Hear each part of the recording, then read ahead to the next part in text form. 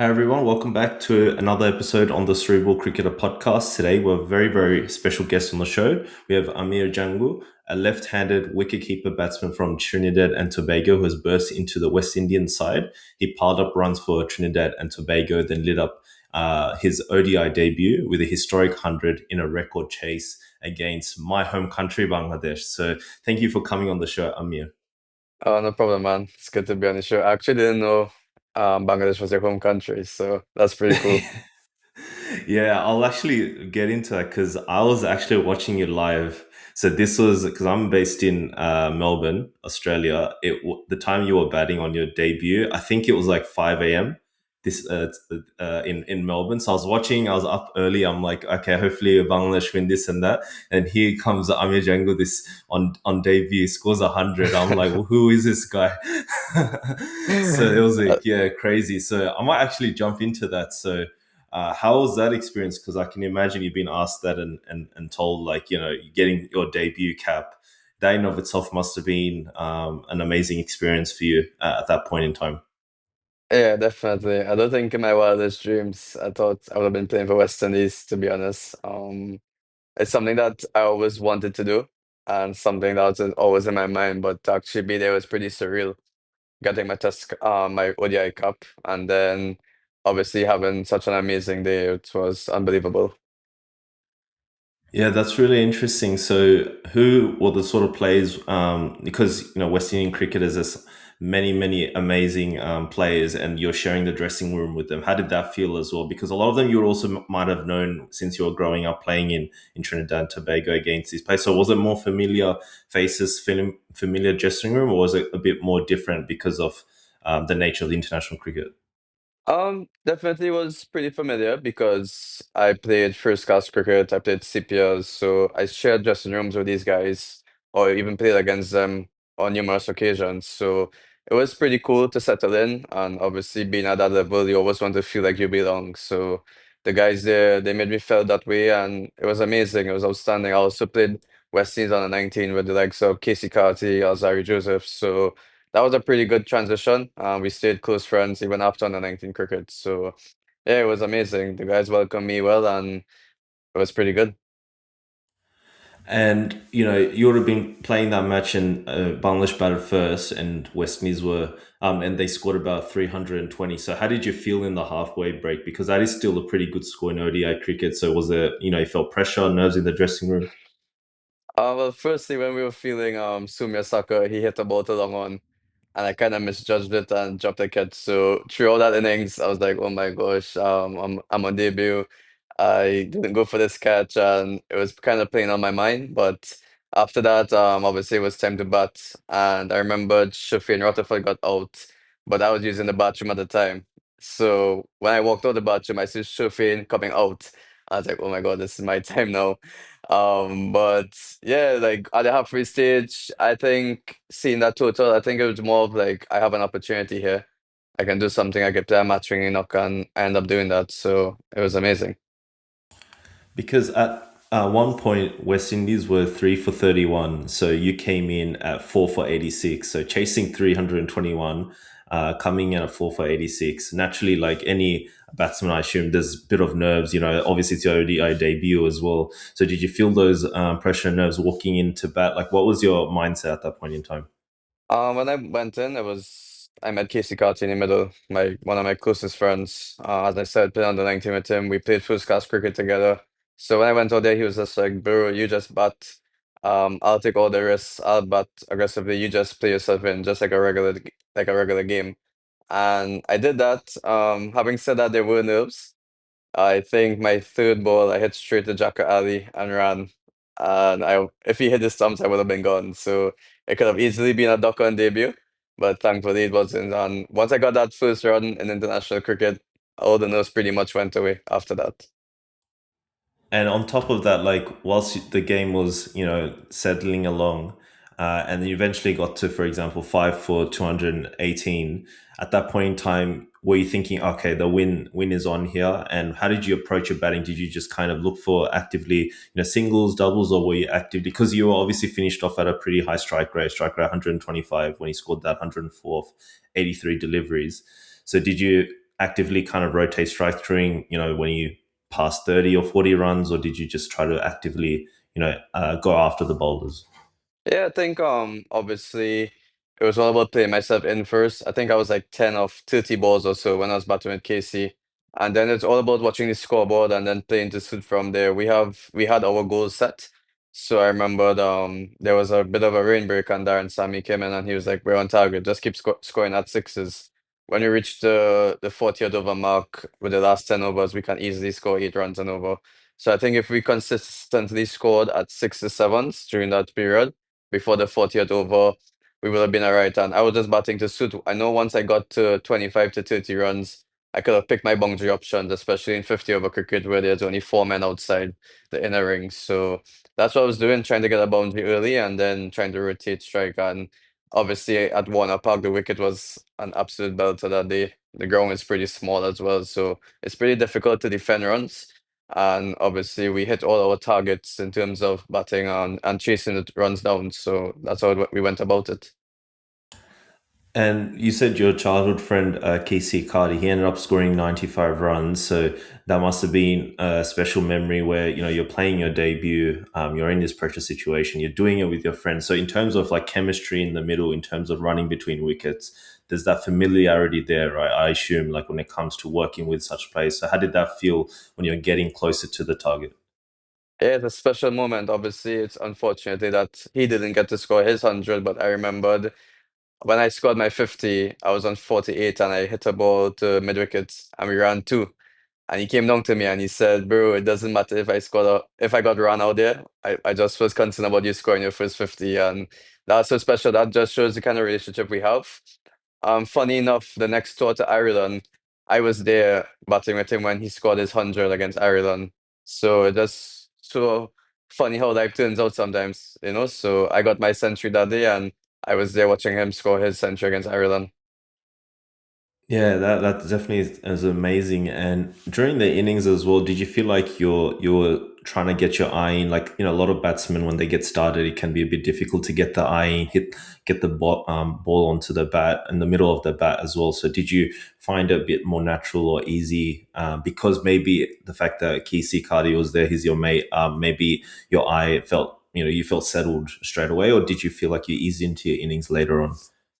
I wouldn't say straight away because at that time, obviously, the team was under pressure as well. They were setting some fields there that was pretty hard to score as well. So, but I think that once we soaked up that pressure and I got, as I said, I was 10 of 30 balls, but I think it had an over.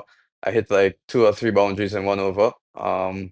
That's when I really felt settled after that. I was like, okay, I can calm down here. I can hit a boundary when I want to, and I can rotate strike as well. I think what played into my game plan as well was that the skill sets that I have, I think I'm a decent player to batting spin and stuff, and Bangladesh was predominantly spin attack on that wicket. So I think it made it a bit easier for me at that point in time. So for when the Pacers came back on, it was pretty easier as well at the end.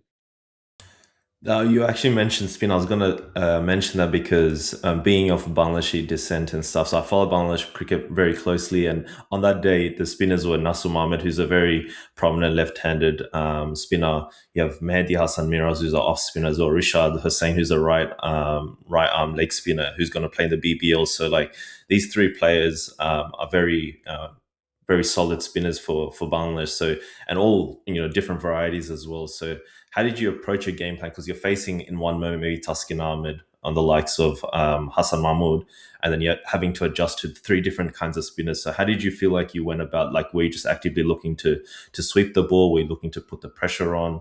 How did you transition from facing pace to spin, and how did you approach the spinners in particular, the varying spinners? I think that's like the beauty of international cricket when you play against these teams. There's so much variety, you know, especially a lot of talks of in white ball cricket about matchups and stuff like that. They don't want to have too many of the same bowlers. So my game plan was basically obviously to assume on that wicket he wasn't what spinning the ball much. So I think I could have probably taken my chances against him, hitting the ball through the offside because they had the offside field up for me.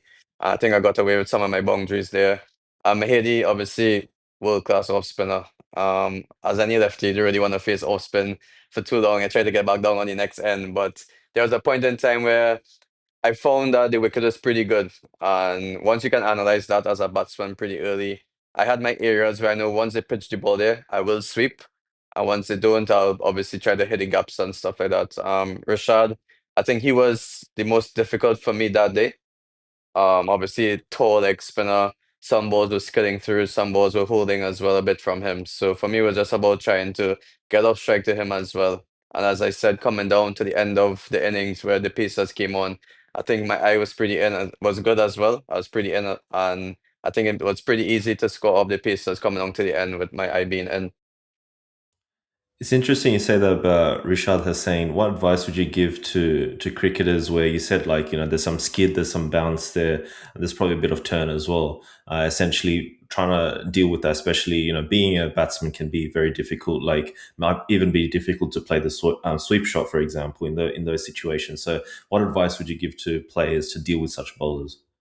It's a bit tough, because he got me out in the T20 when we played in Bangladesh. But world-class bowler. But having said that, I think as any batsman, you should have a skill set that where you know where your strengths and weaknesses are. For me, my strengths are probably sweeping the ball, probably using my feet, and probably using my wrist to maneuver the ball. So once you know your skill set, and it'll be based on the conditions as well. If the wicket is good, you can play all your shots, but obviously if a wicket is holding or if he's getting a lot of bounce, he maybe wouldn't want to sweep the ball. He'll want to hit the ball more in front and stuff like that. Seeing him from the 50 overs that we played recently in Bangladesh, I can't really tell you how to play him there because the wickets were atrocious. The wickets were so bad, but he's a world-class bowler. But as I said, once you can analyzing conditions and know your skill sets, then you know how best to play him on the day. Yeah, definitely. I saw those wickets in Bangladesh. I've never. It's like a different color to the rest of the ground. It was crazy. It was going viral. I think it was like brown, and then the rest of the field was green. So Yeah, that's pretty crazy. Yeah. yeah, literally, bro. It's crazy. So, like you talk about playing the sweep shot. Is that something that you've been working on since you're a young kid? Because it's not easy. Playing the sweep shot as a batsman like takes a lot of skill, essentially. So, how did you learn to kind of make the sweep shot your own shot? Funny enough, I think I went to the Chennai Super Kings camp right after our series against Nepal. And I spent some time with the coach there, and he told me, like, basically, you're basically a product of your environment. So he was saying that because in India, on the red clay pitches where the ball's spinning a lot, you'll find guys sweeping the ball a lot. Whereas on the black clay pitches, which there's not much, but it will turn, but it won't turn as sharp, and the wickets are a lot flatter. The batsmen don't really sweep because you don't really have to. And we find that in the Caribbean here, where obviously the wickets are a bit up and down, the ball stays a bit low, so you don't really want to sweep the ball. So I realized that probably 2 to 3 years back, that in the middle overs, I wasn't rotating strike and I wasn't getting the boundary options as best as I wanted. And it came back to me that I don't really sweep the ball. I don't really sweep spinners because I was afraid of getting a BW. I was afraid of getting bowled down. And I think once you have that shot, whether it's a reverse sweep or the conventional sweep, it actually helps your game so much because you're hitting the spinner's best ball off a length and you're scoring off of it. You can either score a boundary or you could get off strike easily. That's where I started to develop my game because I realized that I was getting stuck in the middle overs at times. And I think having that scoring option made it so much easier and basically takes your batting to another level. Yeah, those are gold advice as well. Like what you mentioned, you're productive of your environment. And what you mentioned really interesting. I wanted to ask you is you said you were scared of playing the sweep shot because you're afraid of getting out essentially. And I think that's like normal for every batsman to deal with like those thoughts, those negative thoughts, and that can restrict the batting in a certain way. So what advice would you give to a batsman and how did you overcome that? Because now obviously you're comfortably playing the sweep shot and it's your own shot now, but at point in time, it wasn't in that exact way. So, what advice would you give to batsmen to overcome their fears and the negativity? To be honest with you, it really came to me when you realize that as a batsman, you are going to get out. And from the time you're thinking about failure while batting, then you're already going to be out, to be honest. The first thing in your mind should be to score. Think positively, think trying to score all the time. And once you play the situation smartly, once you pick the right balls and you execute well, you shouldn't be even thinking about getting out. So once it's all about trusting your skills and preparation as well. I play thousands of sweep shots before I go into tournaments, so from doing that, and there should be shots all around, not just a sweep shot. Once you could nail all those shots, and it all comes down to execution and your shot selection at the end of the day. So taking that failure out of your mind and just focusing on scoring of the ball, you should be all right. And do you have any other psychological tools? Because you spoke about like training and preparation, but do you have any other psychological tools you use to help you to be at your best and to not have those negative thoughts as well? Yeah, definitely. Might sound cliche, but for me, praying is number one. So obviously, I'll do my prayers, and then obviously from there it's just about preparation. From preparation is visualization as well. So visualizing that, okay, I'm gonna do well in this game. I'm gonna score runs, picturing raising the bat, picturing scoring boundaries. Just take that 2 to 3 minutes, closing your eyes and imagining that. So whether you're going to the ground and that's what you're imagining, that's what I normally do as my routine. So praying, preparing well physically, and then mentally as well, just having those positive thoughts. So do you come to the ground earlier and do those visualizations essentially? Not really. I think obviously before we go to the grounds for game days, we have training days as well. So probably take 2 minutes for yourself, walk around the ground. But from there, when I get back into the hotel room, it's all about just visualizing being on the ground and what I'm gonna do there the next day. And you mentioned praying is really interesting as well. So obviously I'm Muslim as well. So are you saying like you pray, you 5 prayers and then try to focus to try to block out the noise? Like how do you use your prayer to help you with your cricket? Yeah, definitely. I remember this one time for CPL this year when the game before we played Night Riders. Sometimes I suffer with a lot of nerves, to be honest. So obviously it's a big game. I'm playing against my home team, so I was very nervous. So before we left the hotel, I literally just put the Quran on and just closed my eyes, and then just breathe. And from there, it brought so much peace to me. I was so positive, like leaving the hotel room. It was crazy. Like my friends on the bus saw me and they was like, "Damn, you're in such a good mood before this huge game." And I was like, "Yeah, I just feel amazing. I feel really positive." And luckily, I scored a half century in that game.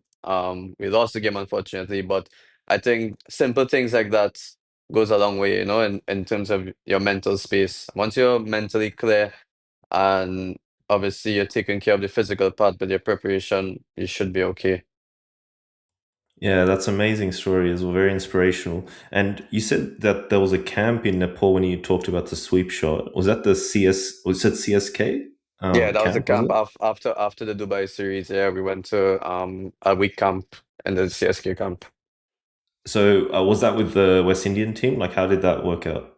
Yeah, they took myself, Aki Mongis, Casey Carty, Shafin Rutherford, Godakesh Moti. All of us went there for a week or so, and we just did plenty training, trying to better our skills and playing spin in hard conditions as well. Obviously, it was tough to be there for only a week to just do things like that, but I think it's all about learning the lessons from the camp and then putting it into practice in our games and even in our training over here as well. So I learned quite a lot in that camp actually.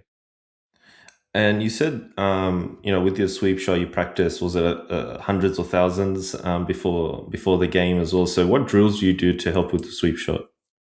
Simple. Basically, you just have a guy throw a ball probably 5 meters away from you, and you just practicing on that length where you want to sweep the ball, whether if it's in front, whether it's behind, reverse sweeps. That's doing I do that drill all the time. You can also set up the bowling machine on the spin. And then just practice the sweeps from there on a length. So I think it all comes down to muscle memory. That's what batting is for me. So once you practice that and you can nail it, I remember talking to Nicholas Puran. This was like a couple years ago, and he told me a bowling machine is more consistent than any bowler in the world. So if you can master batting a bowling machine, obviously when you do get bad balls from bowlers, you should be able to put it away. But it's also executing the shots. So for me, it's that once I'm strong in say if I'm strong in the cut shot, if a bowler bowls me 10 cut balls, I should be able to put away 9 out of 10 of those. That should be my scoring option. So it's all about nailing down those things. So I think I try to do that with the sweep shot. and try and do it with your all-around game as well, so you can be a 360 player.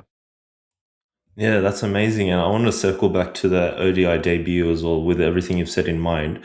And, you're scoring this way, you have your sweep shot out, you're playing the spinners, muscle memory, and you're getting closer to firstly your 100 and also getting closer to the team total. And I was watching live as well. So how are you feeling when you were getting closer to the team total? Were you getting like a lot of, excitement, a lot of adrenaline as well? Or did you kind of keep it calm and try to just win the game for the team? The adrenaline was there. I think it was a bit of both. The excitement of seeing that, okay, we're gonna pull off this chase, because I remember Gudakish Moti came in and just started whack it. He was just scoring so freely, and the chase came down from like sevens and over to probably like 3 runs and over. So when, as a batsman, when it reached that stage, it's like, okay, we're fully in control here. And then it just reached a point where my adrenaline was going. I think I could have hit any ball at that point. And I saw that I was on 94. I told myself, anything in this area, I'm going to hit the ball for six.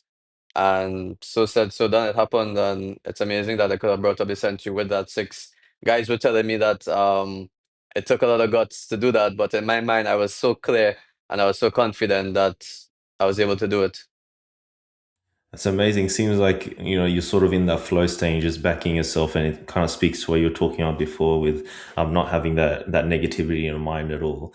And when you did end up scoring your 100, you scored 104 of 83 balls to win West Indies the game. You became the first West Indies player in 46 years to score century on ODI debut. It was one of the fastest as well. So how did you feel after game, like confidence wise, in terms of like also getting a lot of attention from press around the world? Like what was the emotions, the feelings, and also how did you feel confident wise after the game?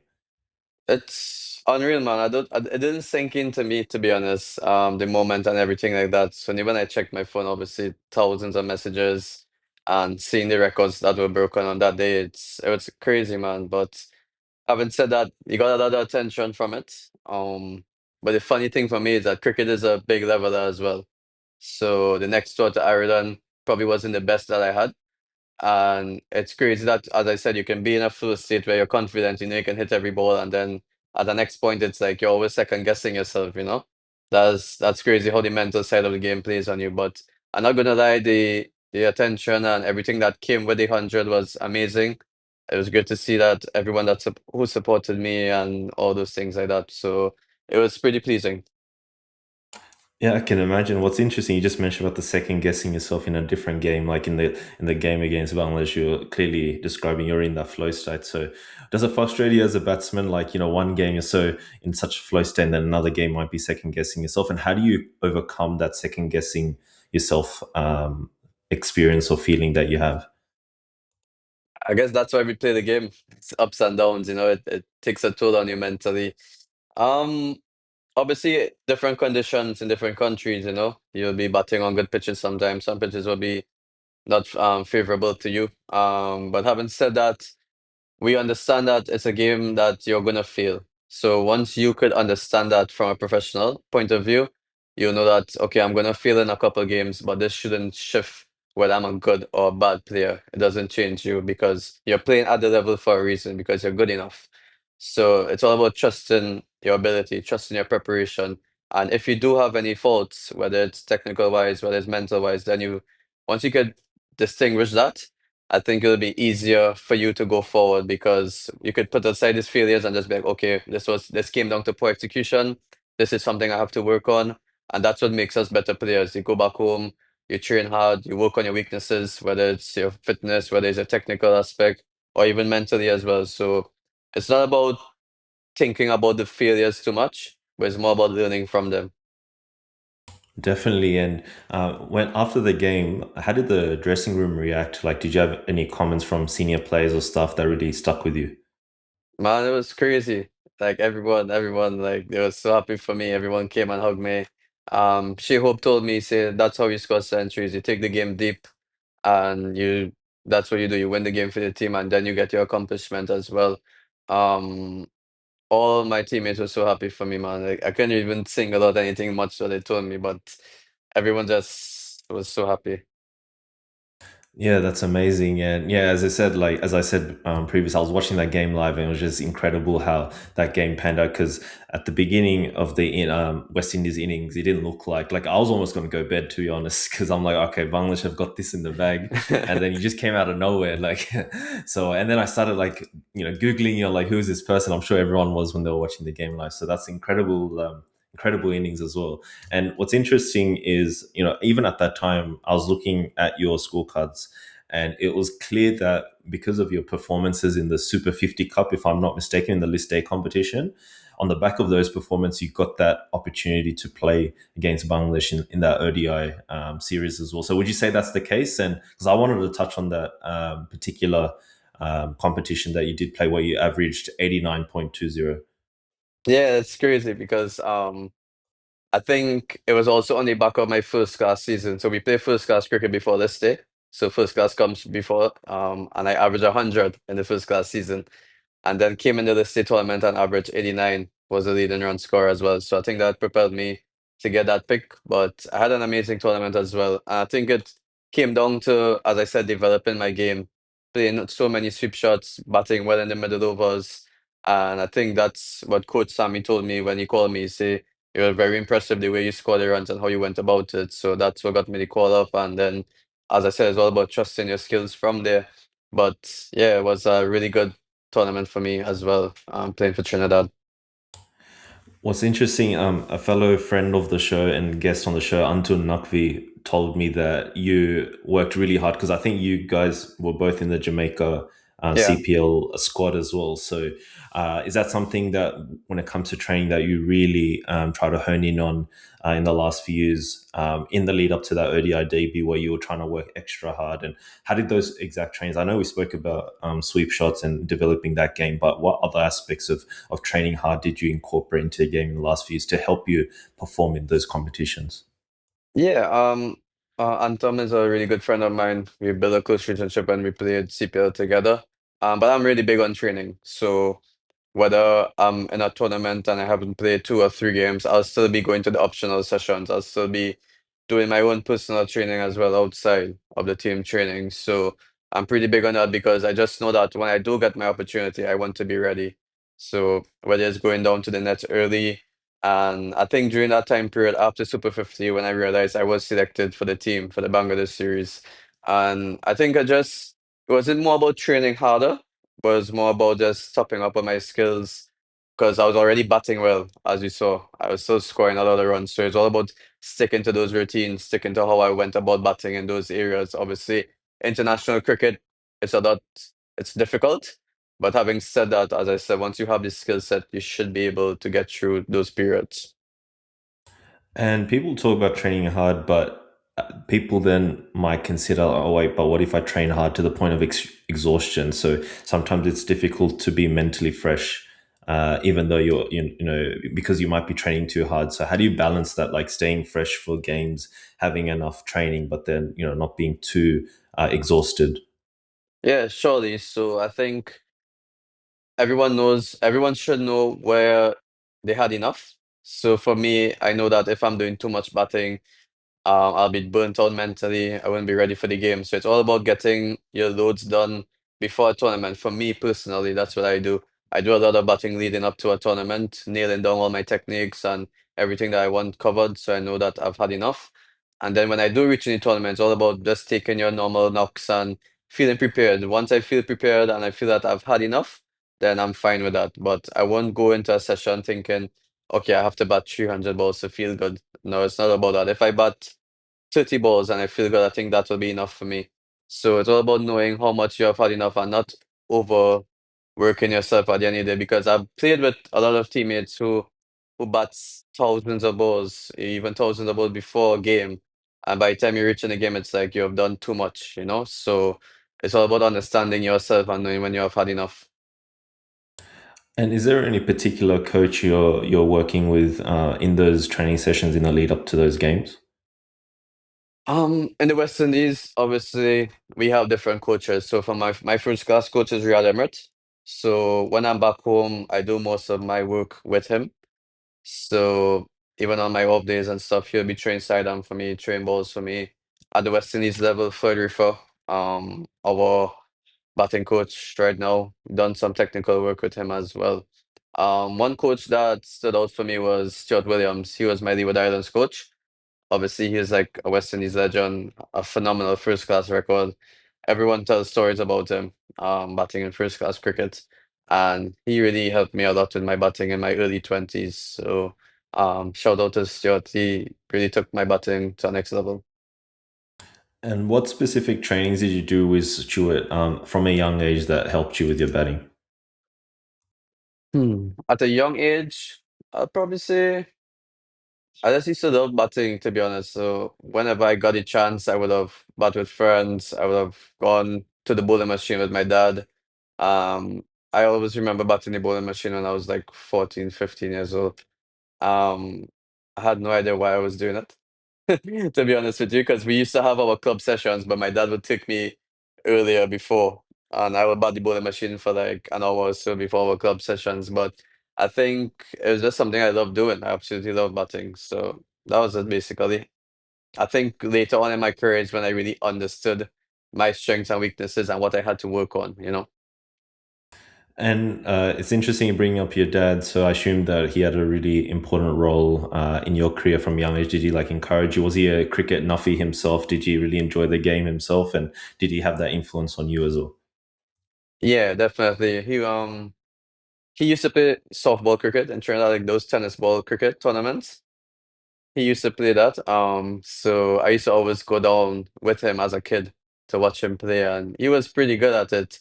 And from there, he used to carry me on the ground. I used to have my small bat to run around the field, and everyone used to throw balls at me. And from there, we had a family team as well that had a softball. We had a softball family team, so we used to play in tournaments and stuff like that. So I think that's where I started, and that's where the love for cricket really started for me. So yeah, my dad has been there for me throughout everything. I think at an early age, maybe when I was like 16 to 17 years old, he would always tell me, "Amir, you're the best batsman in Trinidad." And I was like, "Dad, what are you really saying?" But he was like, "No, not just because you're my son. I genuinely think you're the best batsman in Trinidad." And he used to always tell me that. And I think it's simple things like that that goes a long way because it gives you a sense of belief. If you ask anyone from Trinidad setup who's a part of cricket, they'll always say that I'm pretty confident. I'm always in good spirits, and I think that stems from just my upbringing with my parents and my dad always being confident in me. He's not really a big fan of some of the shots that I play now. He's very old school, he's very traditional, so he likes to see the ball on the ground, he likes to see a straight bat, but I'm still trying to convince him that cricket don't really play that way again, you know? That's amazing. And so, what age did he tell you you were the best batsman in Trinidad? Like, that must have been done world of confidence for hearing that from your dad. Yeah, I think it was in my like teenage years. So when I was like 16, 17 years old, I remember playing for Trinidad under 17 in our regional under 17 tournament. I got MVP in that tournament. And from there, it's just like obviously it was a confidence booster for me because as I said, playing for West Indies was it's just so far-fetched for me, but those little things went a long way for me. And obviously having his confidence and him telling me that you're the best, you're a champion, he'll always repeat those things to me. So it was really good. And in terms of when you were youngster at that age, like 16, 17, and you said that your dad was more old school player. So were you always more technical, old school player as a youngster, or did you like hitting the ball? No, to be honest, I was not allowed to hit the ball in the air, bro. I was not allowed to hit the ball in the air. Everything was on the ground until I realized that on our slow outfields, I couldn't hit the ball past the fielders because I wasn't strong enough. And then, to be honest with you, the balls wasn't going for four on the outfield. So I said, you know what? Let me try to hit some balls in the air here, hit them over the infield and hit some sixes, hit some boundaries. And from there, I realized that being aggressive and being positively, it really enhanced my game. And I think it really changed for me when I got into the CCC team, which is our university team that plays first class cricket. And that's when I had my first really meet up with Floyd Reefer. He was our head coach at the time. And he taught me a whole different style of batting where it was putting pressure back on bowlers and trying to take the more positive option out and learning to hit the balls in the air and all those things like that. So I think once you have a balance in those things, so it was good that I had the foundation on hitting the ball on the ground. And then when I developed to hitting the ball in the air, it was pretty easy for me to have both sides of the game now. Yeah, I think in this day and age, it's interesting you mention all this because in this day and age, like people see T20 cricket, youngsters are growing up on T20 cricket. They're seeing all these gun West Indian big hitters hit big sixes. They're like, oh, I want to do that. But as you mentioned, like I think what's underrated or sometimes glossed over is having the fundamentals and the defense and that compact technique down packed as a young age. Because once you have that, like you can block all the good balls and then you can kind of expand your game and work on your big shots. I know from a personal standpoint, like I play park grade cricket and I was like this what you've been describing, it's like I was like, nicknamed Pujara like when I was a kid because I'll just block. And now like I'm completely opposite. But that's because you can block out the good balls and then you can kind of slog the bad balls. So I think it's something to keep in mind for aspiring cricketers where having that balance is important. So what's your take on that as well? Yeah, surely. And I think having a good relationship with the likes of Dwayne Bravo, Karen Pollard, they always came to the dressing rooms and told us, we want you guys to play first class cricket, plenty of it. We want you guys to play test cricket because it gives you a foundation. And T20 cricket, it's not always going to be about sixes and fours. It's also about playing situations as well. You're going to be in trouble chasing a low score. So, for example, when we played against Amazon Warriors in the CPL this year, we bowled them for 100, but the wicket was terrible. And we were like 30 for 5 in the power play, 30 for 4. And we were struggling. And everyone knows Guyana has one of the best spin attacks. Imran Tahir, Moeen Ali, Goda Kishmoti. So, I think I ended up batting maybe 55 balls to make 50 not out, but it took us over the line. And it just goes to show that I had the foundation of playing defensive shots, knowing how to get through pressured situations. And that's what first class cricket and test cricket teaches you. So it makes T20 cricket easier sometimes for you to bat situations. And for example, if it was a youngster who didn't have much experience about that and he only knew about hitting the ball in the air or playing growing up like that, it would be tough for him to try and transition into a game situation like that. Um, so I think that's pretty crucial in terms of your development as well, to play the longer format, to build a strong defense, and to know how to play situations. It's interesting you say when it comes to playing the situation and how important it is, especially in this world where in one moment you're playing a T20 match, and then another moment you're playing a test match, and then another moment you're playing one day. So transitioning between different formats, sometimes you need to depending on the situation, need to have a power hitting situation, and other moments you need to play with patience. So how do you like compute all of that and try to play to the situation? Because sometimes you mentioned that example in the T20 game, in the CPL game, like being a T20 game, sometimes I don't know if you feel those urges to wanting to hit big, but then sometimes it can be difficult to reel it in. So how do you manage to play to the situation despite maybe impulses of telling you to slog, and then you feel like maybe the Yeah. situation doesn't demand that? Or then in test cricket, sometimes even just playing a long innings can be a bit difficult because of the nature of the world we live in. Yeah, I think it all comes down to your situation, the scoreboard situation. So against Guyana, even though we were chasing 100, it was a T20 game, so we were always ahead of the game. So you're afforded to bat some dot balls, you're afforded to soak up some pressure. But I think the way you play calls for how the situation of the game is how you should play basically, and the conditions as well. So if you're in on a difficult wicket, then you should be able to see out tough situations and then go big. Whereas you shouldn't go big too early because obviously the wicket may not be as best and stuff like that. So as a batsman, you have to analyze as fast as possible. We always say the best players in the world, they analyze the situation as fast as possible and they play to suit from there. So I think that's the biggest thing for me.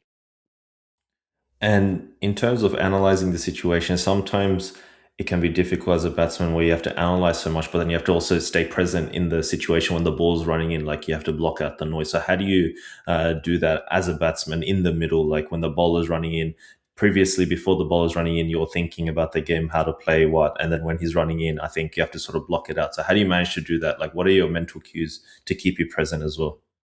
Yeah, that's a good question because we always say analyze the situation, know what shots to play, and then having said that, we say when the ball is running in, have a clear mind. So that's a funny thing about our game. But yeah, I think those things that you're analyzing have to be before, obviously, and then you have to just trust your skills after that and react to the ball. Um, for me, I think some of the cues that I do, I switch off completely when I'm at the non-strikers end. And then obviously as soon as I see the ball running in, I have my cues. I always say, watch the ball, watch the ball, watch the ball. Um, and then from there I just react to it as well. But having said that, you will be in your mind mentally whether, okay, yes, I'm gonna be attacking. If he bowls the ball in this area, this is a shot I'll play. So simple things like that I think works for me. Yeah, that's amazing. And in terms of like playing to the situation, like you yourself, like when I look through your past scorecards, you've opened the batting, you batted a three, you batted on a five and six as well in the debut ODI game. So you batted all around the order. So how do you adjust? Because in that situation, playing different formats, batting in different positions, that requires so much adjustment, right? So how do you adjust to such situations in that especially when it comes to batting in different places in the order? Yeah, exactly. I think scoring that century, batting at six. That was probably the first time I ever batted at six in my life in white ball cricket. Maybe I did it a couple of times for Leeward Islands, but obviously it was something I wasn't accustomed to. So I think that's what I kind of struggled with when I went to Ireland on the next tour, batting at six and obviously having to push the game on. And then I realized, as I said, that with those failures there, I realized that, okay, I maybe have to start a bit faster batting in the middle. I probably have to look for a boundary earlier and stuff like that. So it's something that I had to add to my game, trying to transition to being a middle order batsman. But I always say that it helps me because it makes me a much better player. I can bat at the top of the order. Once I develop my middle order game fully, I can also bat in the middle order where I'm used. So yeah, it's good. Could be difficult at times being up and down the order as well, because obviously you don't get that consistency from batting in one place, but it's just something what the team is required. So for me, once I know beforehand that okay, I'm gonna be batting in the top order, I'll prepare to suit in my practice sessions leading up. And from there do the same for when I have to go in the middle order. And what comes to mind as well, because I was watching you when you opened in the recent T20 game against Bangladesh in Bangladesh as well. It was actually midnight in Melbourne. I was like, flicked on the TV and you're like opening the batting. And obviously the conditions then, I think it was kind of having a bit of zip on the pitch, like the Pacers were getting some bounce as well. And I think in terms of the start, you probably didn't, it was a bit harder in that sense. So you probably didn't get off to the, quickest starts. But however, you ended up scoring 34 runs off 23 balls. Even those 34 runs, the fact that like you had a slightly slow start because of the pace and it was a bit harder conditions, and then you adjusted because we're talking about adjusting to the situation. You ended up, getting into a flurry of boundaries. So how did you? I'm just curious, like how did you mentally go through that situation, and how did you approach that, and how did you end up, scoring at a high strike rate, even though you got off to a slower start? Ideally, I don't really want to start off slow, to be honest. But as I said, I think I haven't. That was the last game of the series, so missed the first three ODIs, then missed the first two T20s, and played the last T20. And yeah, it took some time getting adjusted to the height. I remember it was Shoei football and me taller from pacer. And then they had a quality Mehdi Hassan again as well, bowling his off spinners as well. So it was a tricky start for me. The ball was swinging. There was some spin, some wasn't spinning. So in my mind, I was like, just stay calm, pick your right options. And then I ended up scoring a flurry of boundaries. I was actually disappointed because as a batsman when I get a start. I want to push on, so I think I should have, especially as an opener. Once you get out the power play, that's you've done your job there. Especially at a high strike rate, you want to push on the game after that. And unfortunately, I got out straight after the power play. But I think once you could pick your boundary options and execute well, that's the most important thing. But ideally, I want to get off to better starts in my innings. That's something that I've been working on as well. So hopefully I can improve on that as well. But every day won't be the same. Some days you get off the flyers, some days you struggle. So the days that you do struggle, it's all about making up as well, you know? You said interesting. You said staying calm. So did you kind of wait for the bad ball and then get that boundary away and then get into that momentum where you get that flurry of boundaries, or are you just kind of staying calm and taking it one ball at a time?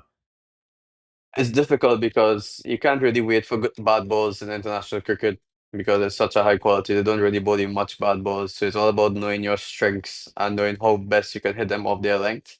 I remember playing a pickup shot off Tuscan, and after I played it in my mind, I was like, how did I do that? But it's all about instinct, and it's a shot that I'm strong off of, but I wasn't really expecting for it to come up that clean. And I think as a batsman, one shot gives you so much confidence and also kicks off your innings. And I think that's what happened with me. And from there, batting in the power play, once you're a batter on the go, it's a bit difficult to stop. So yeah, it was a pretty good night for me there.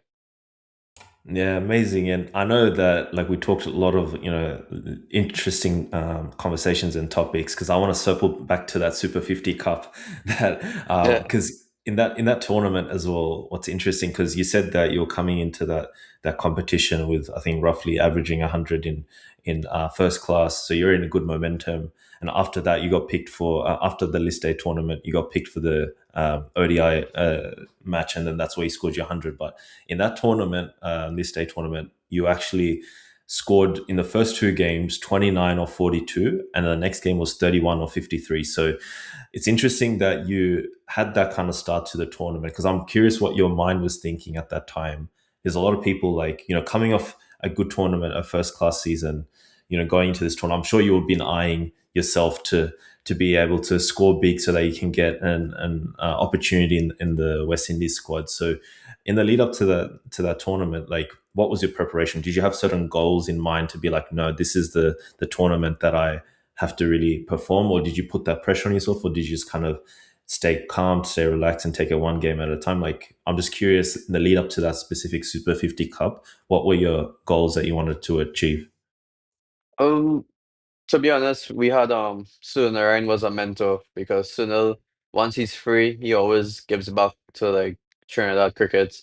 He's always playing club cricket. He's always there to come and support us. So I had a conversation with him, and he was asking me the same question. He was like, "Do you have any goals and stuff like that?" And I was like, "Sunil, to be honest, I'd probably like to score 300 runs or something like that." And he was like, "Nah, I think you could do better than that. And I also want you to average maybe 50 plus, 45 plus in this tournament." He says that with an average of that, most likely you're going to win games for the team.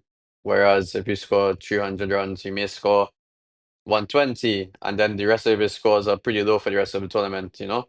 So I think that having have that conversation with him, it went a long way with me. And those first two games, I remember them clearly because we played CCC and it was on an absolute crap wicket. It was so bad. But when I scored that 29 or whatever it was, I came outside and I told Soon and I was like, bro, I felt so comfortable batting out there. And he was like, it should. You look the easiest on the wickets. And it just showed that the kind of confidence that I had. And then against Windward Islands in the second game, it was a start.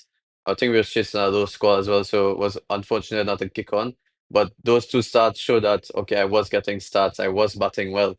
So it's all about pushing on from there for the rest of the tournament. That's an amazing nugget when it comes to Sinal and what he mentioned to you as well, because maybe a lot of cricketers, when they get a lower score than what they anticipated, in this case, you said that you scored 29, but you still felt good. And he sort of reinforced that feeling that you had, which is must have been really good for your confidence as well. Because later on in the tournament, after those two scores, you scored 96, 70, 111, 93, and 16. So you went on quite a run there. So would you say that kind of confidence that you have from others showing you that like you're looking good or you're looking confident out there also helps you to perform and allowed you to perform in that tournament as well? Yeah, surely it gave me the confidence. Having said that, it was all about my preparation, as I said, mentally and physically, but I had a formula of how I wanted to score runs, which bowlers I'm going to take down. So I do all these things maybe a couple nights or a night before the game. You know the opposition you're going to play against. So from there, you can judge your batting, who's the danger bowlers, who's the ones who you don't want to out you and stuff like that. So from there, I was just sticking to that throughout the entire tournament because I know I already hit thousands of balls before the tournament. it wasn't nothing about my batting now. It's all about being mentally ready and executing on the day. And what other work do you do when it comes to strategy? Like you mentioned, do you analyze other bowlers? So do you also look at footage of particular bowlers that you're going to come up against and have ideas? Do you like speak to someone else, I don't know, a team analyst to kind of figure out certain plans? Like how do you approach that strategy side as well? Yeah, any team that I'm with, I work closely with the analysts. So I'd always watch the opposition bowlers, the pitch maps, to obviously their fanders. And from there, I know, okay, more than 80% of his balls is going to be here. So this is what I have to prepare for.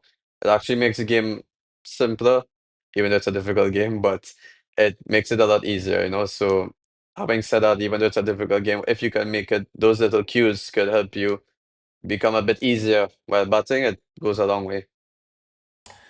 And in terms of when it comes to on the match day as well, because there's a lot of information you're taking in before the game as well. So how do you kind of have a clear mind in stay present?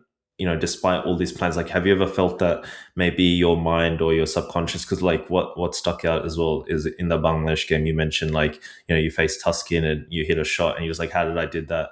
And that was all like kind of reflex, right? But then sometimes in the situation your mind or brain is telling you maybe you know to knuckle down and you know play with a straight bat, but then you know in the situation you might have a different reflex and then trust that. So how do you balance that talk between like strategy and all of that conversation before the game or during the game, and then on top of that like in the moment like you trust your reflex, so then do you kind of tell your reflex to kind of slow it down, or you just kind of trust your reflex in the moment? I think you could trust your reflexes slow down because sometimes the probability of playing a sweep shot on a wicket that's doesn't isn't conducive for you to sweep it, you might get yourself in trouble, you know. So I think about trusting that as well and making smart decisions. I think what shouldn't change though is that you should always try to score. Game is about scoring runs. Whoever scores the most runs wins. So you have to find a way how best you can score runs given the wickets, and at the same time knowing that okay, if my reactions is to sweep a ball on this length, but the wicket is not conducive to that, then you should be able to put it away because at the end of the day, it would be for the greater good of the team, you know. So I think, and the later, once you could stick around for a long period of time, you will get balls that you can't put away. So it's all about getting through those tough times. Once you can get through those tough times, batting becomes a lot easier. I might circle back to you as a youngster when you were growing up, because you're also a wicketkeeper as well. So growing up, were you always a wicketkeeper batsman, or were you maybe a bowler at some point? And what sort of players did you look up to growing up, especially in Trinidad and Tobago? Um, Bowling was always tough for me. I used to hate bowling. Growing up in our primary school cricket, secondary school cricket, our schools just never had any keepers. So I was the only one who basically loved cricket that much. So I used to be like, okay, I'll do it. Then gradually into zonal cricket and then national youth cricket, I'll be the wicketkeeper as well. So it's a skill that I developed over the years, but I enjoy wicketkeeping. It's fun for me. Um, some guys that I look up to, obviously the great Brian Lara. Everyone knows that. But Dinesh Ramdan was absolute class. I was fortunate enough to start my first class career with him. So that was a really cool time for me because now bursting onto the first class scene and getting to share dressing room with Dinesh was pretty special to me. I'm to give a bit of context. I'm also a wicketkeeper batsman, and what I love about wicket keeping is that you're always in the game, and sometimes like that's a good thing where you know you're literally seeing what's happening. It's almost like batting in a way where you're trying to keep an eye Yep. on the ball, so it sort of helps with your batting. That's what I felt as well. So what? How do you always like sort of, because it's also exhausting, right? Like you're keeping, you have to stay focused, and then later on when it's the next innings, you have to also bat. So like it's hard to, you know, you're using a lot of brain power, you would say, when you're using wicket keeping. Is that how you feel? And how do you kind of keep your mind fresh for batting, especially when in the first innings you might have wicket kept? Yeah, I think that's why it's very difficult to bat high in the order in longer formats while keeping because it's so mentally and physically exhausting. I think 50 overs and T20 is fine, but it takes a toll on you. But I think I can agree with you in the fact that it helps me in my batting as well. So seeing so many balls off the wicket, you're seeing what it's doing. So when you go there to bat, you already know how the wicket is playing and how the ball is reacting to certain things. So I think it really helps me in my batting as well. So it's pretty cool. And what sort of trainings did you do as a kid to help you with your wicket keeping? Like, were you always like keeping up to the stumps against spin? Because sometimes it's difficult, right? Like, maybe some people are naturally good at keeping to pace because they're standing backwards, but then coming close to the stumps can be a bit difficult and spinning all over the place. So, what trainings did you do to help you as a kid? I did a good amount of work with David Williams, former West Indies player. He was our coach at the point in time for Trinidad as well. He's an amazing wicketkeeper. Pretty short guy, but he's very quick and he covers ground really well. But also an amazing wicketkeeping coach. So he was with me from age group cricket as well. So I think from there, some of the drills, there's a lot of keeping drills, a lot of keeping drills, a lot of movements, a lot of reaction things up to the stump as well. So those are some of the things that I used to do with him. It's amazing as well. And I was doing some research, and what's interesting as well is that, and correct me if I'm wrong, you represented Trinidad and Tobago Invitational Under 16 and Yeah, toured Sydney, if I'm not mistaken. And I'm from yeah, Sydney actually, so I thought that was pretty cool. So you were a youngster coming to Sydney, touring for Trinidad and Tobago, and you're playing the Australia Under 16. And if I'm not mistaken, it's also India Under 16 as well. Were present there as well. yeah. So how was that experience? Because I can assume as a youngster touring, to another part of the world, getting the opportunity to play cricket as well must have been a crazy experience for you at that point in time. Yeah, that was quite an experience, man. It's something that I cherish forever because I always wanted to go to Australia. One of my favorite players were Ricky Ponting and Michael Clark. So just being in Australia was such a dream, but also playing against those guys. We played at the Bradman Oval, I believe it was. So that was an amazing experience as well, man. Played on grounds like that and it was surreal. So that was pretty special to me. We also won that tournament as well, so that was pretty good. It was the Donald Bradman Oval. Is that rural? Like you had to travel pretty far, like a few hours I think to so, get yeah. there from the airport? Mm-hmm. Yeah, is it Bowral? Do you Barrel, remember yep. the? Oh, okay, yeah. Because it was a long time ago. I've been there as well. Because I remember because they play sometimes some practice games. Like I think it was like I watched Australia under 19 versus Bangladesh under 19 in Barrel. So it's a lot of history there because Yeah. I think Donald Bradman's house is there. It's like a museum as well. Museum, So yep. that must have been cool. Yeah, and it was a nice field as well. So what was your recollection? Because in that game, when you played Australia, you'd scored 64, 68 balls, and you won basically the MVP of the tournament because of your consistency through the tour. So, what was that experience like going to that place, playing in such a historical ground as well, and then scoring and becoming MVP of the tournament? Yeah, it was wild. For me, it wasn't even about the accolades. Like, I was just about having, at that age, you're just having fun with your teammates, you know? But obviously, when we played the cricket, we played it pretty hard. Those guys were bigger than us. I remember that. All of them were bigger than us. But it was just so much fun, man. And to be honest, it almost felt as though being in such a big country, Australia, so much history, playing at that oval, it meant a lot to me. So coming back home, winning the MVP was I was so proud of myself and my family was proud as well. So it was pretty good. And you won that game against a friend of the show who we've had on two times, Bryce Street. I don't know if you remember him. So Bryce Street played for Queensland Really? in our domestic competition. Yeah, and I've Wow. actually interviewed him on two occasions on this show as well. So he was playing that game. He scored 46 runs, and you'd scored 64. So small world, like you're It just playing in goes to there. it just goes to show, man, like simple tournaments like that or simple things that you organize can go such a long way in a youngster's career, you know. Um, for instance, he's playing first class cricket now. Like I'm playing for West Indies, so it's you produce players from those tournaments, which is amazing. Do you remember any other player that played domestic or any high level cricket from that tournament, or is it just sort of faces you remember but names you don't remember? Yeah, it would be faces. To be honest, couple guys from our team went on to play first class cricket as well. That was on that tour. Ali Mohammed. He plays for Guyana actually. He was one of our invitational players. Christian Kalitran played some first class cricket as well. So we had some good players that came out of there. And when you were like in that game and batting as well, like how did the bowlers feel to you? Did you feel like it was a step up, or did you feel like no, I'm comfortable with this because I've trained enough?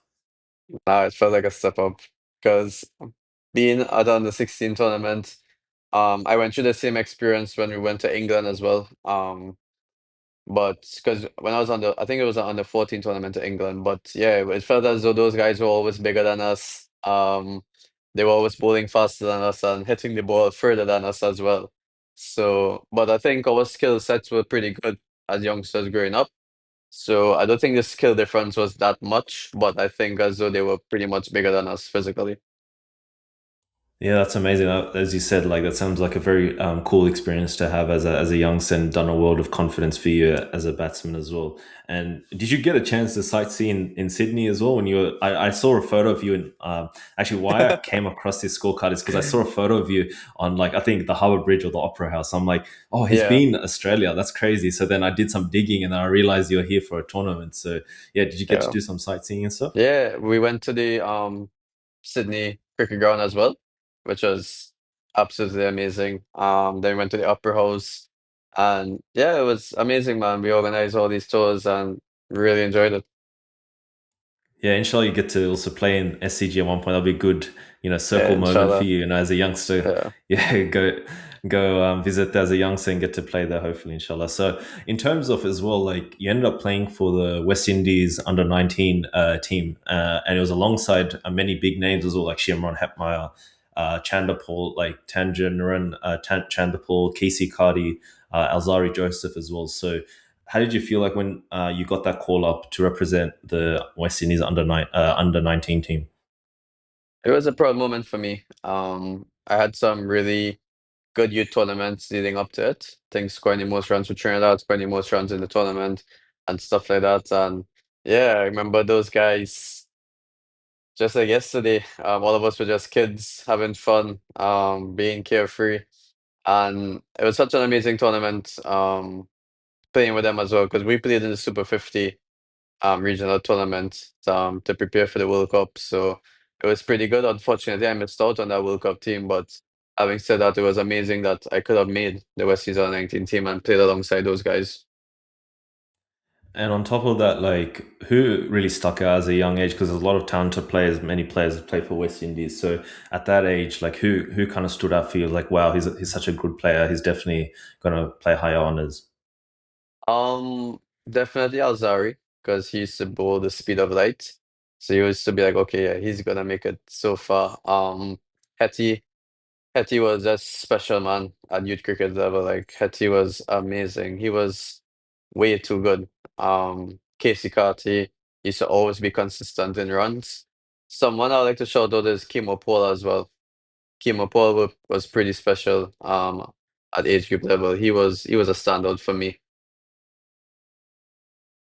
And what sort of trainings were you doing with them at that point in time? Like, was it like when it comes to group trainings, was everyone just kind of doing their individual work, or in terms of like strategy as well? Like before that game, how did you approach that? Because did you also play with a lot of them prior to that, to the that particular tournament, or did you sort of gel together? After you were all selected and you guys didn't really know each other as well, and then try to work it out. Yeah, it was basically they got us in probably a week or so before the tournament, and we just gelled together and had group training sessions. I think it's a bit different now. In this, they have a lot of camps now. They have a lot of series and stuff like that before. So yeah, it's a bit different now, but that's how it was back then for us. And a few years later, in 2016-2017 season, you made your debut for Trinidad and Tobago in first class, and you scored a 71 of 131 balls in your debut in the second innings as well. So, how did you feel when you found out you got the call up? for Trinidad and Tobago to represent Trinidad and Tobago, and how did you feel as well? Like, how did you approach that innings? Because obviously, like, it's a different kettle of fish. You're making your debut in first class. It's a different experience altogether. But you managed to score 70 runs. So, what did you feel like you did right that day to help you score those runs? I think firstly the getting the call was pretty special to me. I had a good list day tournament with CCC, so I think I was on the radar. And then Trinidad, they were performing pretty poorly throughout the season. I think there were two more games left, and they made a lot of changes. And luckily, I got the call to make my debut. And when I did make my debut, I think it was under the best circumstances because it was against a star-studded Barbados team, the likes of Craig Brafford, Ruston Chase, Shane Dowrich, just to name a few of the guys who was there. Jamal Warrican as well was in that team. And it was a pink ball game as well. And if anyone knows first class cricket, they know it's very difficult to play against Barbados at home, far less in a ping ball game because they have some really good seamers. The wicket is in the best batting wise and stuff like that. I think there are different transitions in my batting as well. Sometimes I think during that time period when I just started, I was just ultra aggressive. So I would open the batting and probably from ball when I'm looking to hit the ball over the top. Similar to Travis said. A very younger, not so good version of Travis Head, I'll say. But I got through with it. I scored 30 odd in the first innings. I got nicked off, and then yeah, second innings I just came out and obviously it's 131 balls, but I think there was a lot of boundaries in that 71. So it was pretty special to me. We won the game. We beaten Barbados in Barbados against with their pretty much star-studded team. So it was a special moment for me and in my career. What's interesting you said about the pink ball. So that would have been pretty early on. Like, I would have thought the pink ball was a new concept in the last, I don't know, 5, 6 years or so. So were you already playing against the pink ball Yeah. in the West Indies? And how was it like batting? Like, what did the pink ball do differently than to the red ball in first class? It's weird, man. I don't really enjoy ping ball games, to be honest. It's pretty weird. Um, it does a lot in the nighttime and that twilight period where it's just the lights coming on and stuff like that around 6:30 p.m. our time. So for me, it's as a batsman, it's almost like a ball is around the corner with your name on it. But having said that, it's really good to bat during the day. Even though it takes some time to get accustomed to a ping ball coming at you during the day, for me personally. But to be honest with you, I performed pretty well in some of the ping ball games that we've played already in first class cricket. But for me, it's just a weird adjustment at times for me. So hypothetically, if you were playing at nighttime against the pink ball, what would your strategy be as a batsman? To be honest, it's all about scoring as best as possible, knowing where my areas would be, where the bowlers will be trying to out me and trying to combat that. For me, I think I just like to be ultra aggressive as well. Because I think once I execute well, it works out in my favor. The ball gets softer, it stops swing as much, and then it puts the ball under pressure as well. So that's kind of my formula in going about it. It's amazing because why I asked that as well. Like, even in first class cricket, you've scored a double century. So you had scored it was many years later, but in the West Indies Championship, you'd scored 218 of 238 balls. So that's quite a high strike rate considering it's a double century. So how did you approach that innings, and what did you feel you did right in that game to help you score that double century? Because you'd actually, I think from what I can see, overnight you were on 151 and then you made it 218 the next day as well. So I'm just curious, like, how did you go about, that innings, and what made you allow you to score a double century that day? Yeah, for me, I think when we turn up at the University of the West Indies, that's where we play the match. It doesn't know what type of wicket you're gonna get there. It's either it's really bad or it's really good. And thankfully, it was really good that day. Or for the couple of days it was there. But I think what made me push on this scoring was that we wanted to win the game outright. We wanted to get 20 wickets, and to do that, and we only wanted to bat once as well. So we had to try and push on the scoring rate as fast as possible, and also to try and get a big lead to try and bowl them out twice.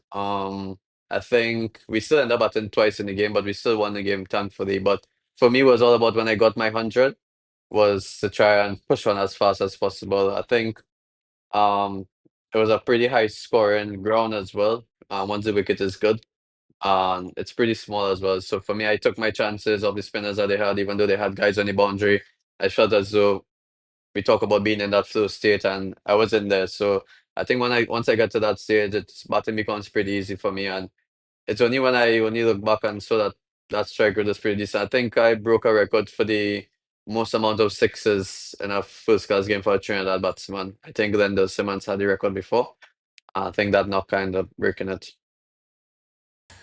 And in terms, sometimes it can be helpful for an individual score to just focus on the team score. So what you're mentioning is that you just know that for the team's sake, you had to push on after you scored your 100. So do you feel that sometimes not worrying about your own score, but then playing for the team actually allows you to perform more because you're not putting pressure on yourself to score, rather you're thinking about the team?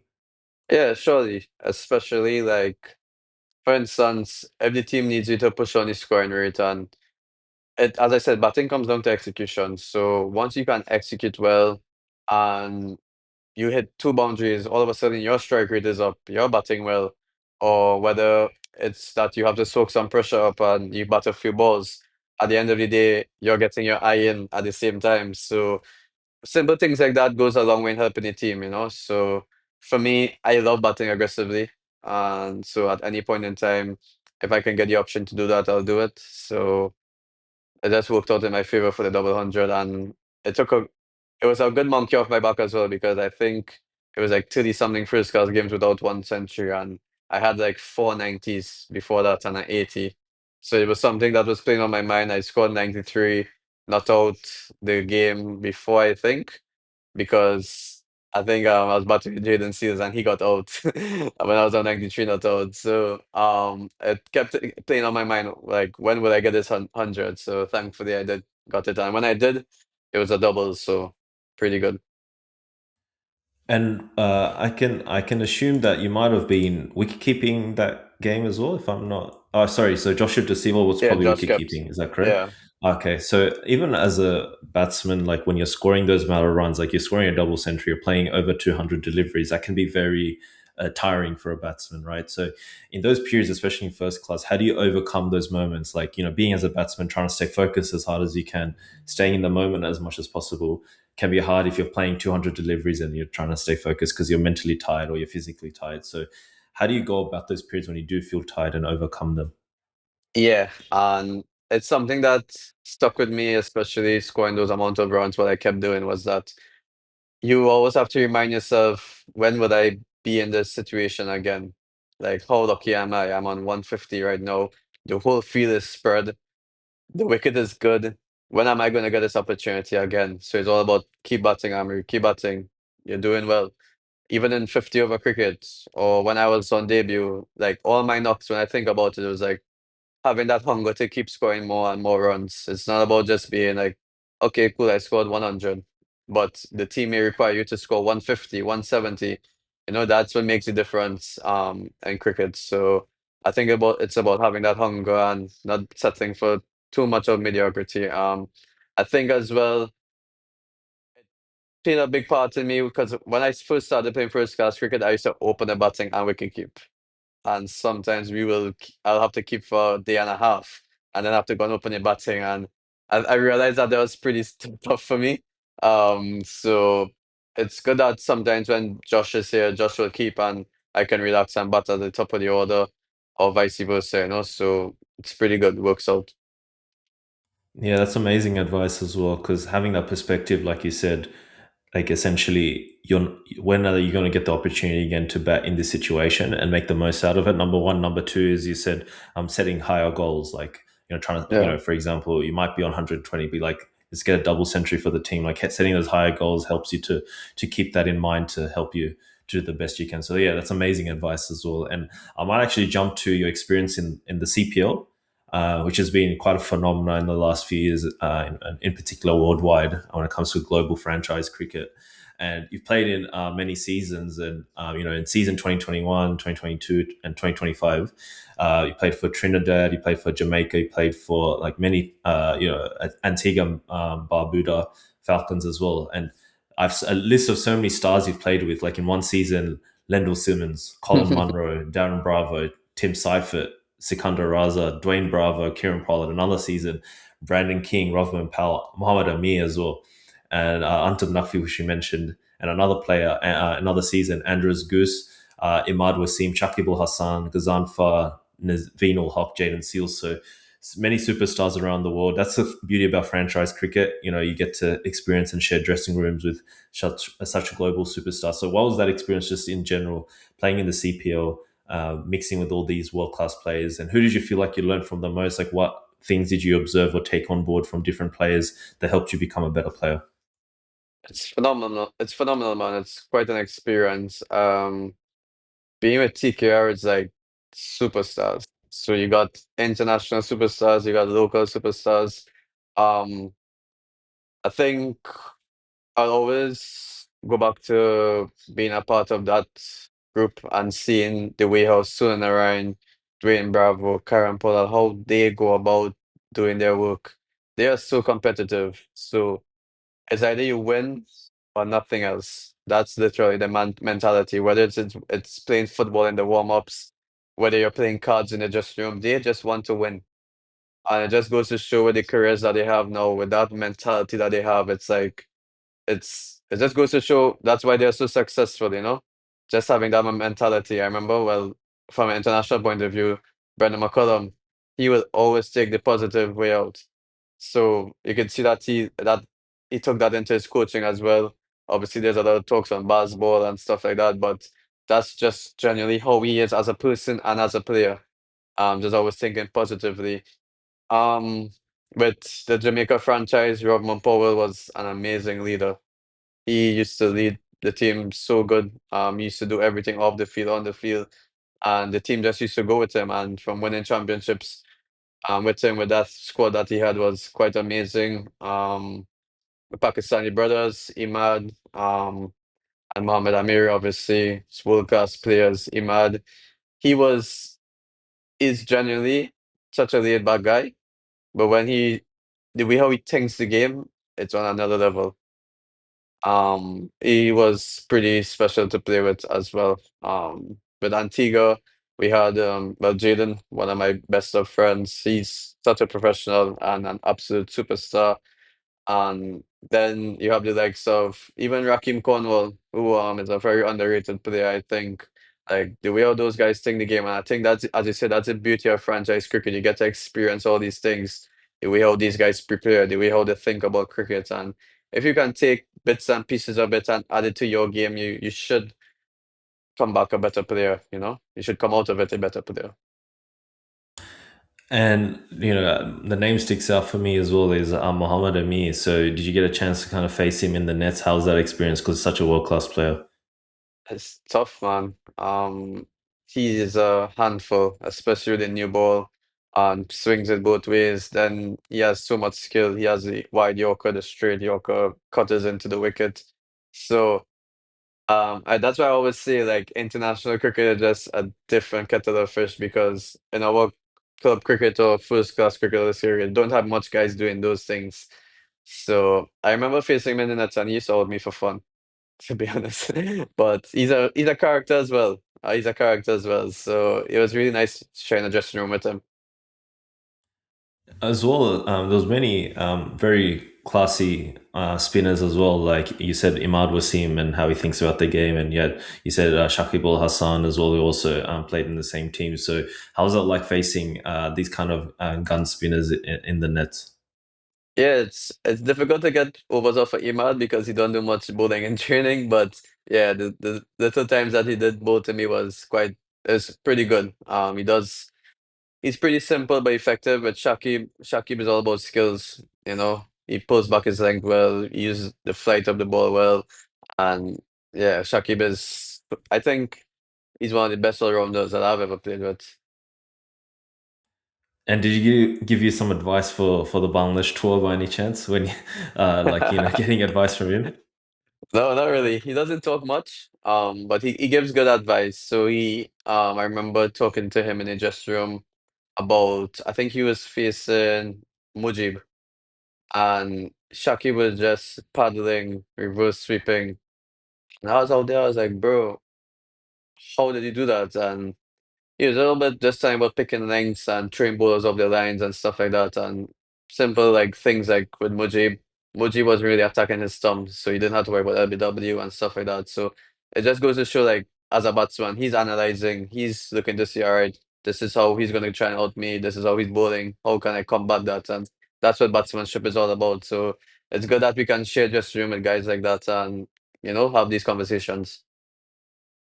And in terms of a batting front, like, was there any other batsman that you observed when it comes to batsmanship that was made you inspire you and be like, okay, I need to implement some skills that he's implementing in the nets? Um Plenty in my early days, with TKR, so it wasn't really in the nets, but more like Brendan McCullum.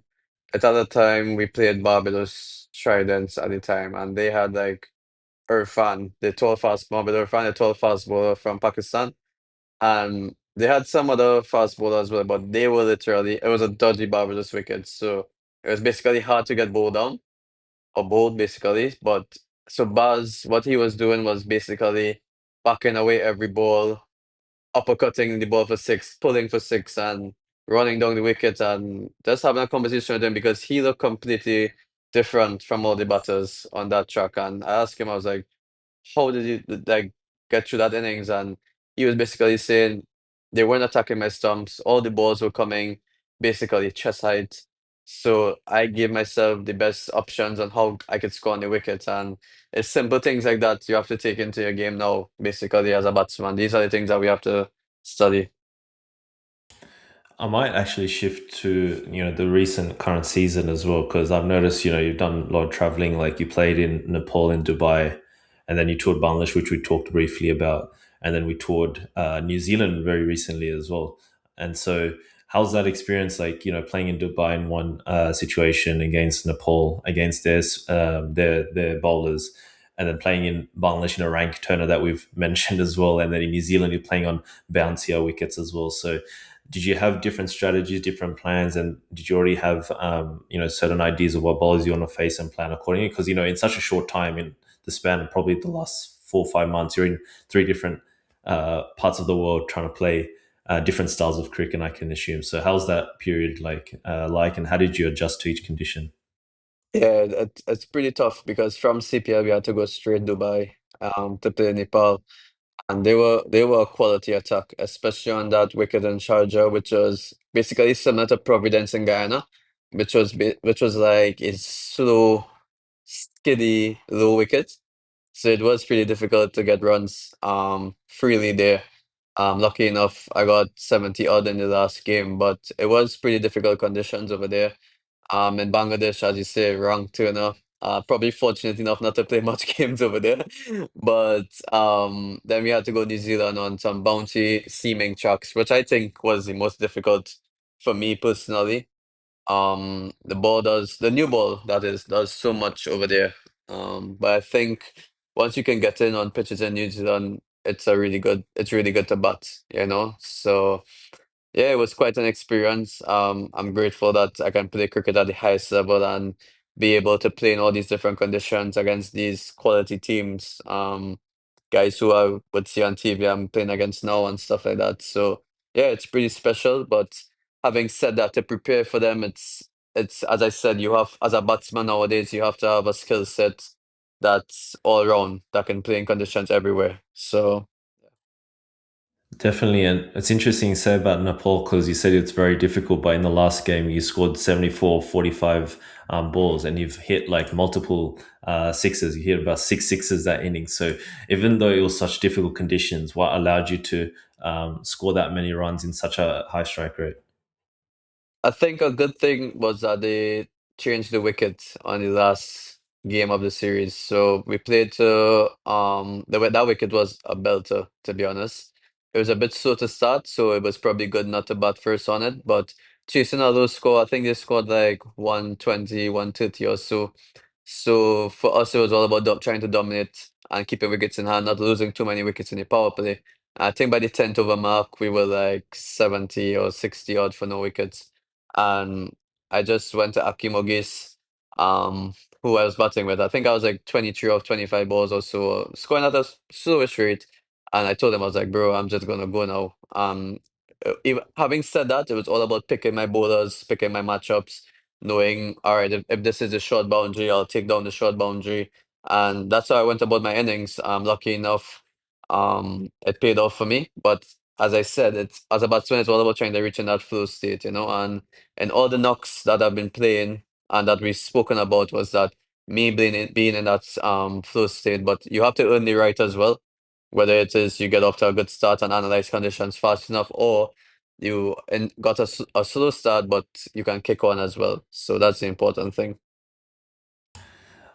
In terms of, because in Dubai it's different conditions, in New Zealand, as you mentioned, it's difficult conditions as well. Bangladesh, obviously, very difficult conditions. So we know that in New Zealand it's a bit quicker, it's more bouncier. Do you make subtle technical adjustments to adjust to the conditions? I know we talked about mental and strategy, but from a very specifically technical perspective, like people talk about the high bounce in New Zealand, like maybe there's more players that are more on the back foot to get ready for the short ball, as opposed to in spin conditions, maybe they're more on the front foot to get to the pitch of the ball. So, do you make any subtle technical tweaks in different conditions? Yeah, definitely. I think in New Zealand you could almost I wouldn't say hang back because obviously a full ball could get you, but it's more about knowing okay, I could probably stay more leg side to the ball. I could probably come inside the line of the ball so I can help the ball when they do drop short and stuff like that. But it's difficult in New Zealand, man, because it swings up front and then it nips as well. So it's all about trusting your abilities and knowing how best you can score on those wickets. For us, we had discussions about maybe using our feet as well to try and take the bowlers off that hard link that they were bowling. And yeah, simple things like that. Whereas in Bangladesh, you won't really hang back on your back foot or stay too much leg side of the ball and stuff. You want to probably get to the pitch of the ball and get in line with the ball more than anything else over there. So yeah, it's all about, and that's the beauty of playing international cricket. And as I said, as a batsman, once you got those skill sets in you, you do all right. Yeah, definitely. And I think what's interesting, because a lot of batsmen, when it comes to adjusting to the conditions and adjusting their batting according from a technical perspective, might be a bit difficult because they might have to do a technical tweak that they're not used to, because their whole life or as a youngster they've had one trigger movement, or maybe they had no Yeah. trigger movement, whatever it is, and having to adjust suddenly in different conditions, like it can be very difficult. So how do you trust your game enough to be able to do that? Like, do you feel like sometimes a bit uh, you know, I guess, indecisive when it comes to those decision making before and during the game, because it's like maybe I haven't. I don't know. You said more on the back foot in New Zealand. Like maybe that's not something you've grown up with in particular. So how do you adjust and mentally make yourself confident enough to be in that situation to be able to do that? Yeah, that's a good question because we struggle with that a lot in the Caribbean based on the wickets that we grew up on, and then to go New Zealand to play in those conditions.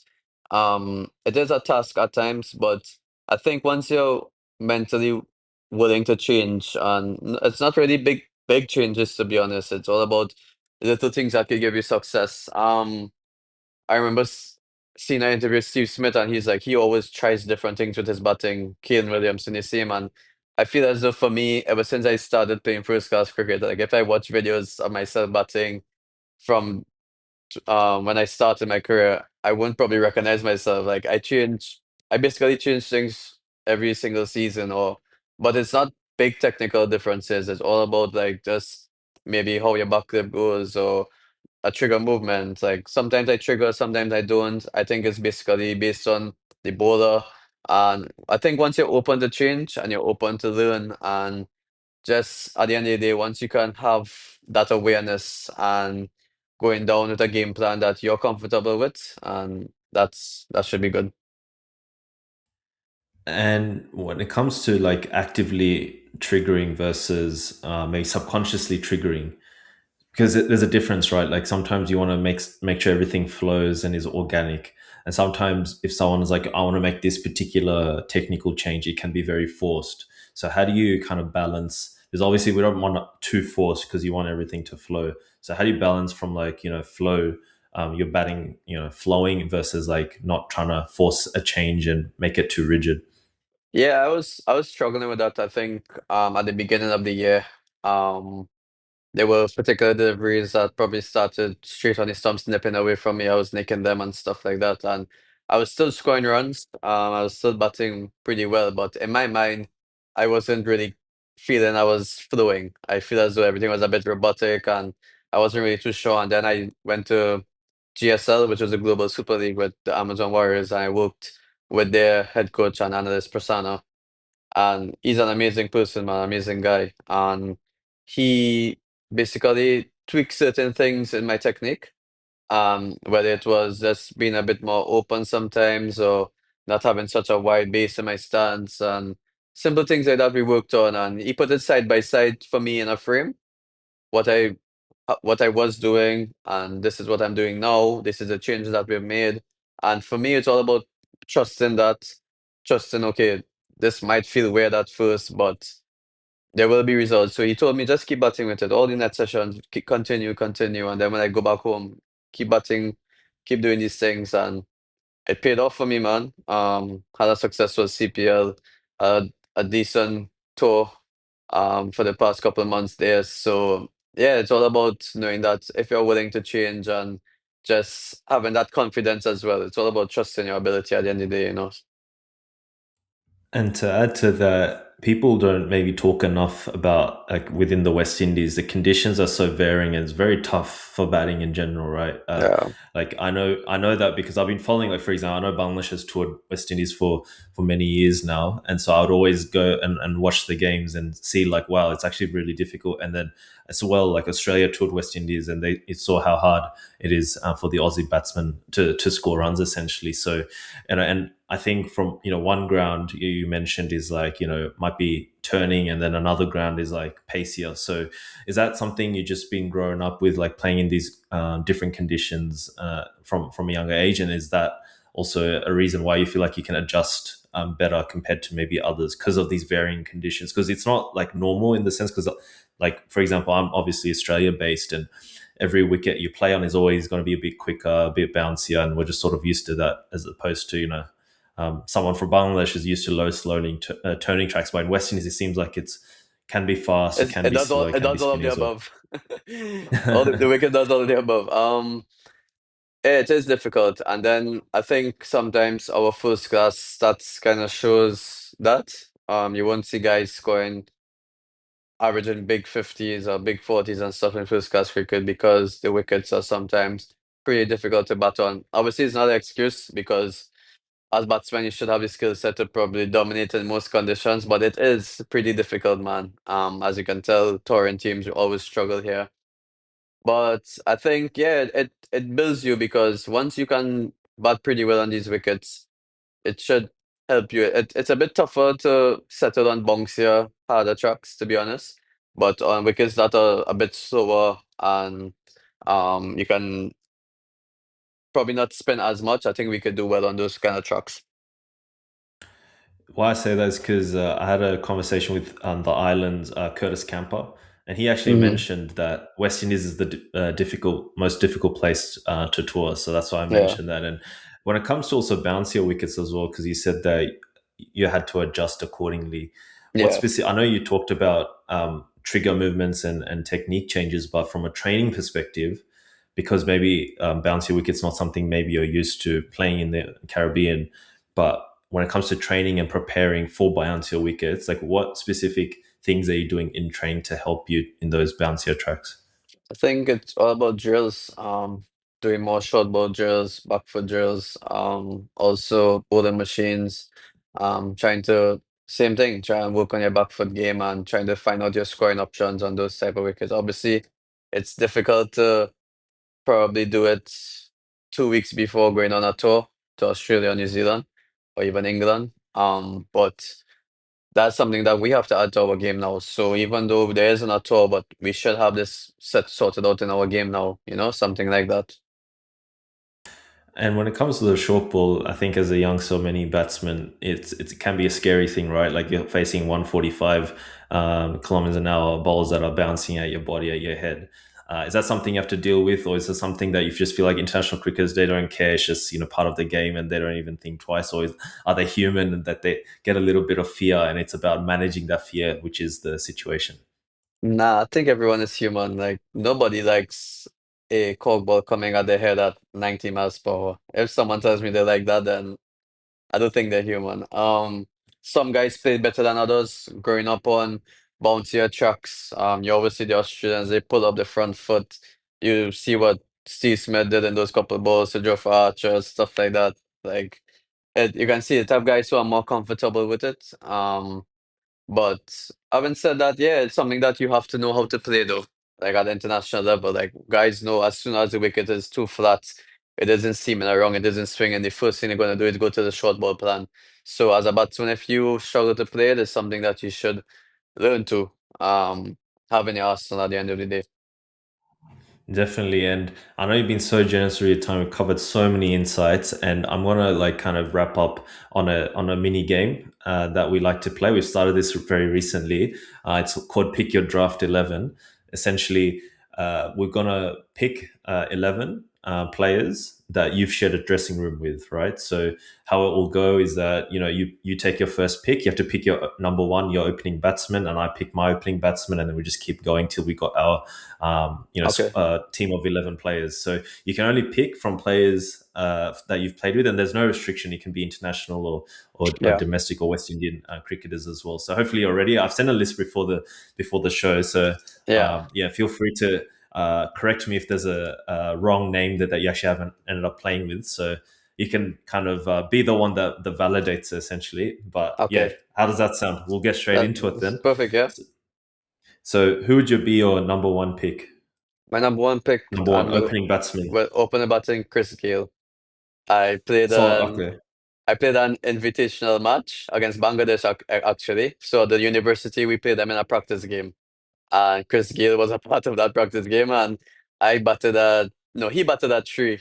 Me and Chadwick Walton opened the batting, and Chris Gale batted at three. So that counts as trying to just swim with him. That's amazing. I didn't even see that in the list. I wouldn't have guessed you played it. It's That's a like one of great the pick. Yeah. it's one of the coolest pictures ever. It's me playing a cut shot, and then Chris Gill is on the next end with a Oakley's on the shades. It's like the coolest picture ever. I absolutely love it. So yeah, Chris Gill at the top. That's amazing. And by the way, this is for ODIs as well because I know Okay. that your century was in ODI. So I think in Yeah. memory of that, we'll keep it ODIs. But that's amazing. How was he like in the dressing room? Because I'm sure he's quite a character, Chris Gale. He's the coolest man on this planet. Like nothing bothers him. He's just always in a good mood. So that was the first interaction with him, and then I played a couple CPRs against him and stuff like that, and just being in his presence and just seeing him around is just pretty cool. That's amazing. So I'll pick my opener. I'll go with in ODIs some really big names here, but I'll go with I think when he gets going, it's pretty dangerous. Evan Lewis. So good. I'll go with Evan Lewis. All right. So you're number two. Who would you pick? Brendan McCullum. Okay. So yeah, I know you mentioned him a few times. So when did you play with him? With TKR when I was in CPL. And how was that experience like sharing the dressing room Yeah, with him? at the end, because coming into the end of his career, but the way how he was smacking it was really good. As I said, always positive thinking, always taking the positive way out, and yeah, it was amazing to play and share a dressing room with him. Yeah, I mean Chris Gill and Brendan McCullum opening. That's a crazy already. You win already. So my pick, I'd pick as my pairing. There's some big names, but I'll pick. Have you played with Nicholas Puran? Have you Yep. played with him? Yeah, I'll pick Puran, Evan Lewis, and Puran as my opener. So who would you be? Who would be your number Mm. three batsman?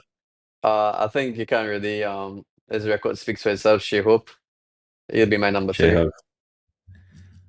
Yeah, and he's been doing. I like to get your thoughts as well. Like, how is he like in the dressing room? And on top of that, like in New Zealand, getting so much success. Like in that ODI, he scored 140, or if I Yeah. recall, and then scored some runs, and with Justin Greaves, if I'm not mistaken, that Test match to draw. So Yeah.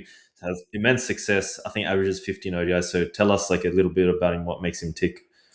I think I think plenty of what I spoke about today was like how he speaks to me. So basically, don't worry about failure. Always thinking about trying to score. What's my best option? Being positive all the time and simple things like that.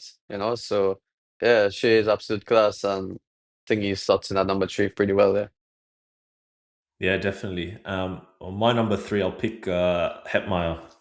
Mm, Was it class. only in the West India under 19s that you played with him, or was there other times you've also played with In him? the Global Super League, we played on Okay. Amazon Warriors together. I heard he's pretty chill as well. I've heard some interviews like he's a pretty chill guy. Yeah, Yeah. very very chill. He's a character, man. Number four, can I slot in Nick Keepy at number four? I mean, I already picked him Even at or even though he's in opener. your team? Okay, Yeah, okay, you so can't pick. Yeah, yeah. okay. My number four will be Moeen Ali. Moin Ali. Okay. Yeah. And you would have played with him in CPL. We played in the Global Super League together as well. He was in Amazon Warriors team. Yeah, and he's doing really well with his own podcast. So how's it like Yeah. sharing dressing room He with him? is amazing, man. The funny thing is, like, with Moeen, I played similarly. The university had a practice game against England, and we played against them. And me being a big fan of him, like I spoke to him and stuff like that. And from there, we exchanged numbers. And this was like 9 years ago. And from there, we kept in contact. And then we literally played against each other for CPL, and we played on the same team for the Global Super League. So we just kept in contact with each other, and we have a really close friendship now. That's amazing, yeah, and he's doing so amazing. I know he's been very like he's played all around the world, so much experience as well. So I'm sure he would Yeah. have shared those learnings with you as well. My number four, it's hard. There's a lot of options here, but I'll probably pick. I like Carl Mayers, so I'll pick Carl Mayers. You've played with him Mm, in the same team as well. Calmeers. Yeah, I have. So how was that like playing with him?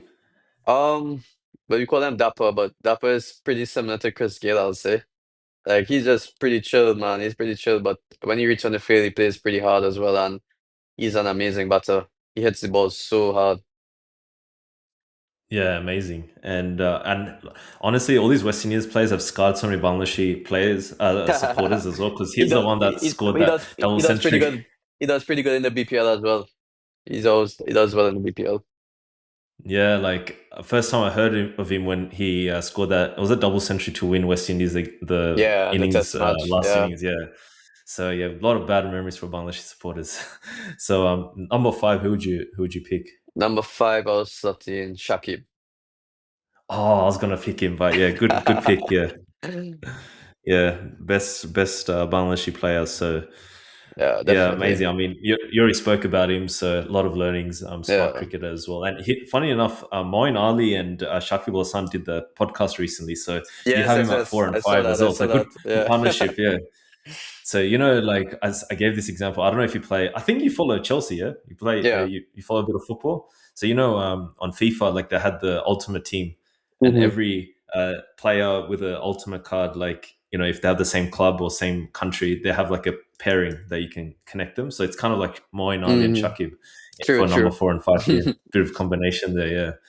So my number five, because it's Shakib's taken, unfortunately, a lot of good players here, but I'll probably pick. If you played with Darren Bravo, I'm pretty sure Yeah. for So the good, so season. good. So Yeah, so good. yeah, everyone knows how good he is. How is he like in the dressing rooms? He's funny, man. One of my funniest teammates. Me and him have a really close relationship as well. So amazing. He had a pretty good career as well internationally, but knows a lot about batting, man. So yeah, great person.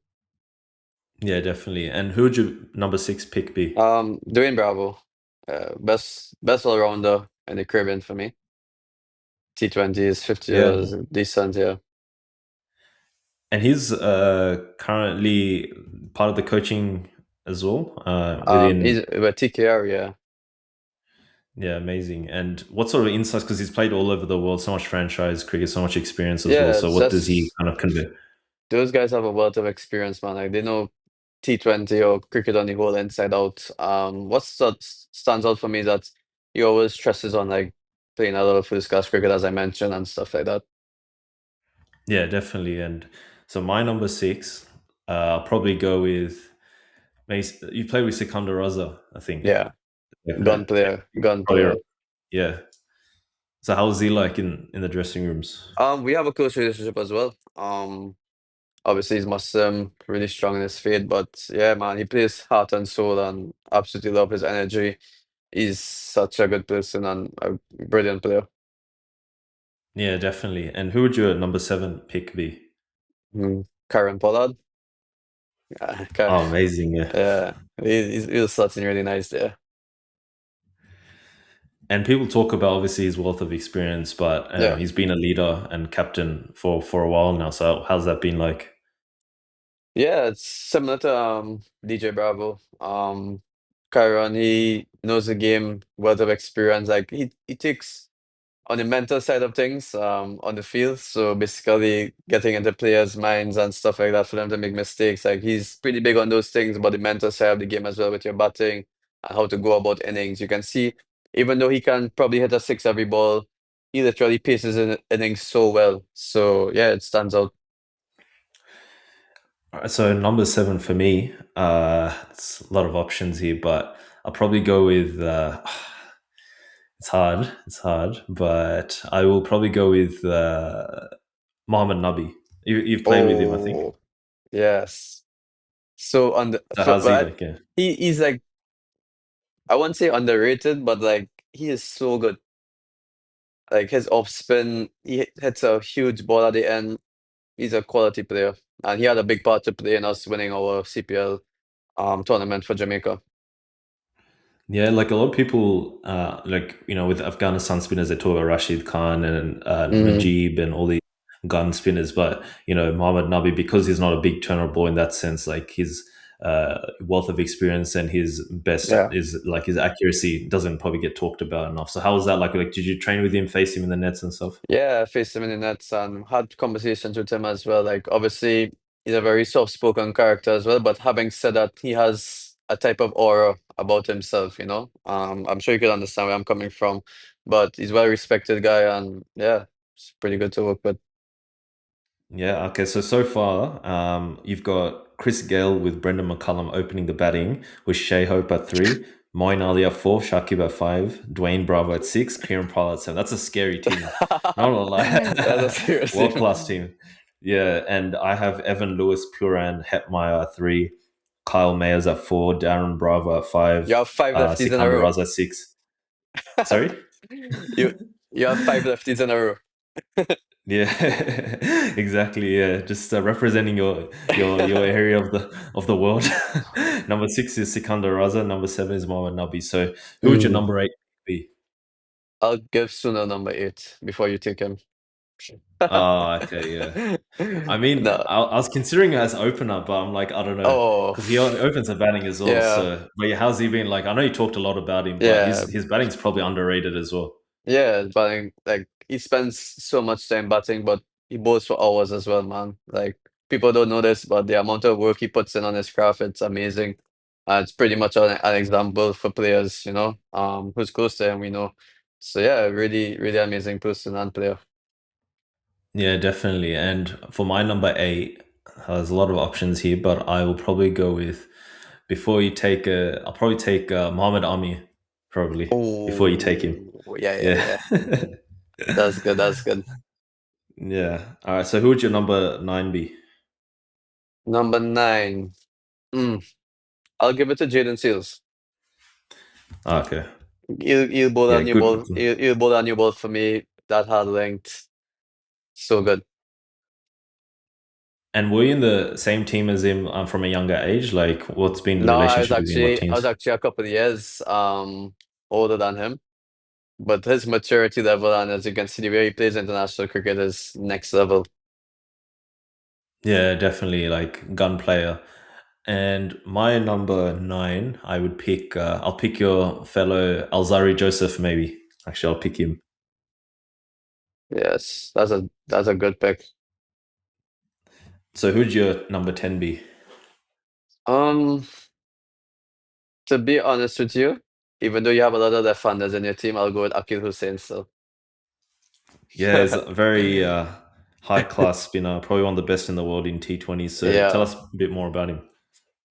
Akil, um, always positive, always backs himself 100%. Bowls the new ball really well, spins the ball really well as well. So yeah, as you can see, he was at a point in time number one in the world in bowling and T20s. So that goes to show the quality of player that he is. So yeah, Yeah, definitely. And my number 10, I would pick some it's really difficult, but I will probably pick I'll pick Shamar Joseph. Have you Shamar played with him as Joseph. well? Yeah, we play West Indies together Okay, as yeah. well. Yeah, because all Australians know how he tore us up in Australia in the Gabba. So tell us a bit more about him. Yeah, how's he Yeah, been? The good thing with Shamar is like his energy. Um, it just always 110%, man. He always goes hard. So yeah, he's pretty good guy. And yeah, as you can tell, like when he gets the red ball in hand, like his record is like ridiculous right now in Test cricket. So he gets wickets. Yeah, definitely. And who would your number 11 be? Your last player? Um, to be honest, this guy's probably underrated and you wouldn't expect it. I'm trying to think about players, but it's only his name is coming to mind right now for me. Salman Rashad. Oh my gosh, I swear, Wallah, I was gonna say Salman Ershad as my last pick. Because Because every time yeah. I don't think I saw or played a game where Salman went for like 12s or 11s and like he is so consistent at the death and with the new ball as well. So yeah. So why I was going to pick him, I have a whole story with him actually. So he actually played in Australia because he was part of the, I think, Lahore Qalandars program. So Mm, he lived in Sydney for a little bit and he would play in tournaments. So I played a multicultural tournament. This was so long ago. I was probably like was I 18 or 19 at that time? I can't even remember. hmm. And we're playing like this is just like kind of park grade. There's some good cricketers, but it's mostly park grade Yeah. multicultural. It's very competitive. And one day we rock up and we just see like we didn't know Salman Irshad at the time. My one of our openers, he comes into bat first ball, this beaming tall dude coming in on synthetic, mind you, this is synthetic wickets. Damn. He absolutely hits his helmet and the helmet falls off. And we're like, who is this guy? He's bowling 145 on like synthetic wickets. Yeah, So, that's crazy. and we still didn't know him. So my friend, I think an over or two in, searches him like, who is this guy? And then we find him on Google, and the first video we see on YouTube is Salman Irshad plays in PSL against gets Miswal Haq out. And we're like, what's he doing in our competition? Like, it was absolutely insane. So I got an opportunity to face him a few balls. I got through him actually, so I didn't get out. So that That's was that good. was That's good. good. But he That's faced so a few good. balls. But man, so like I actually, it's crazy why it's a small world. But yeah, I managed to face him in our local kind of park grade That's really cool. competitions. But yeah, so how's it like? Do you face him in the nets as well? Because he Yeah, bowls he's like terrible, he bro. it's Like, like he walks in. He's like yeah, Jofra Archer, and then he bowls yeah, like he's 140, literally, 150. literally, and then like he's horrible to have because it's only Yorkers he's bowling as well. So he swings the ball, so he comes at your feet, and then obviously then the Yorkers at the end literally breaks it over your butt. So yeah, it's not the best to face. Yeah, that's crazy. So yeah, small world. So yeah, that's why I was gonna pick him to tell you that story. So, all right, so my last pick, some good names. I'll go with essentially. I'll go a bit different. I'll go Naveen ul Haq. I think I rate him Oh, for Afghanistan. So you managed to play with him in CPL, I assume. So to did be you honest, face him in the net? to be honest, I didn't get to face him because he actually didn't turn up for the tournament because of the Asia Cup. Ah, okay. Yeah, but I faced Gazamfa as well, but Gazamfa was like a terror. I don't know what was coming out his hand. Yeah, that's why he's doing global tournaments and Yeah, playing and doing yeah, so it's well. so So good. so I'll read out the final team. So you have Chris Gale with Brendan McCullum, Shea Hope, Moin Ali, Shakib Al Hassan, Dwayne Bravo, and Kieran Pollard at 7. So you got some bowling options in the top 7. You Yeah. got Kieran Pollard, Dwayne Bravo, you got Shakib Al Hassan and Moeen Ali. And Chris Gale even can bowl. So you got in the top 7, you got 5 bowlers. So that's pretty handy as well. You could have just had a full 11 and have a whole all-rounder team.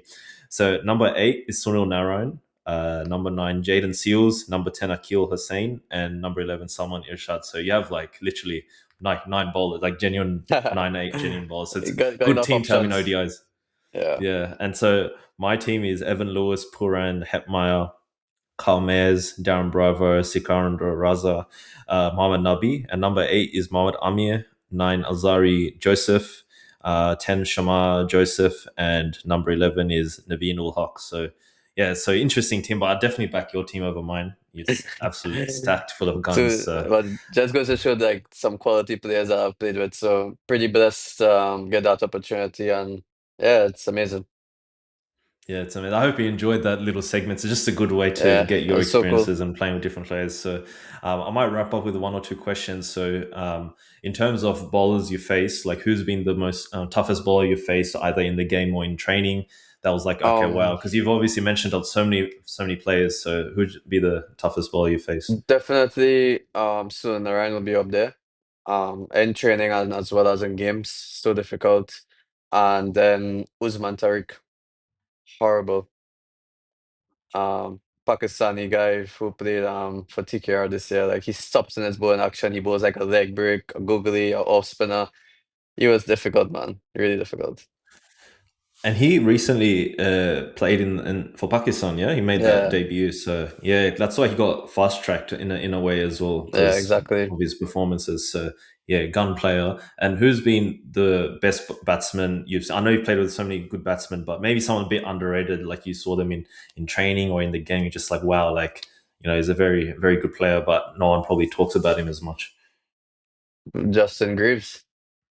Think batting Okay, yeah. wise, Justin Greaves batting wise is like the double century. It wasn't like how can I put it? It wasn't. I wouldn't say I wasn't expecting it, but it's like I know Justin could do that. So yeah, I'll say underrated. Yeah, but for sure, like the best batsman I've seen batting and played with was Nicky P. For sure. Definitely. And just focusing on Justin Greaves, like he did that amazing double century against New Zealand. So how was that? Seeing West Indies have that success, especially like when it looked like the game was going to be lost, and him scoring those runs shows like West Indies has so much grit, so much determination. Yeah. So how was that like? Watching that and seeing that unfold. Yeah, I think it was quite special, man, because just I know how hard he works and I know the quality of his batting. That same Super 50 where he scored the most runs, Justin scored 3 centuries back to back to back. So that goes to show the quality of the player he is. Yeah, definitely. And you've shared so many gems and shared your experiences, and I hope you enjoy this conversation. So thank you so much for your time on the show. I don't know if you had any final thoughts you feel like you wanted to share before I wrap up the show. Yeah, man, it's so good because I think as a player, like we always go on to the next. So even though like if I score that century on debut, is more like okay, when is the next series? What do I have to do now? So I think simple things like this gets me back to how things were. It kind of makes it sink in again a bit more, like how far you came from and all these experiences that I've had. And it's been a longish career. It's like 9 years now playing professionally, but it's been an amazing one so far. So just inshallah to keep going and see how far it goes. Inshallah. So yeah, like I appreciate your time so much. Like, as I said, like it's really cool, even from just my personal perspective, like, watching you literally live and now interviewing you. So I already had all these, experiences like watching you bat and, also researching just makes me, ask and be curious about, your journey as well. So hopefully, you've were asked questions that you probably weren't in other interviews and, Yeah, yeah, that sort for of sure. sparked, good memories. Or hopefully you weren't asked about, for example, you toured Australia. I don't know if No, that any was great. other. The So did fact some that you research, yeah. the fact that you had the score because I remember score of 50, but I didn't even know how much I really scored that game and the balls and everything. You should send me that scorecard. Yeah, I will offline it definitely. But yeah, thank you so much for your time. Thank you, Appreciate man. it. And we're only, I'm sure the audience are wishing you all the best in your, journey and everything that you are looking to, go on when it comes to the coming seasons. So thank you so much for your time. Thank I'll you so probably wrap it much. up there. So thank you so much, everyone. So listeners, if you wanted to check us out, we're on YouTube. We're also on Apple iTunes. We're on Spotify. So give us a like and subscribe there. And we're on actively on Instagram. We're on TikTok as well. And been so much reach. Like I think over the last month, over 100,000 views on our sort of platform, especially on Instagram. So thank you so much for your support and keep following and sharing our content because that's what we do. So from our special guest Amir Jangoo, wish you all the best. This is Tanzam signing off. Thank you very much.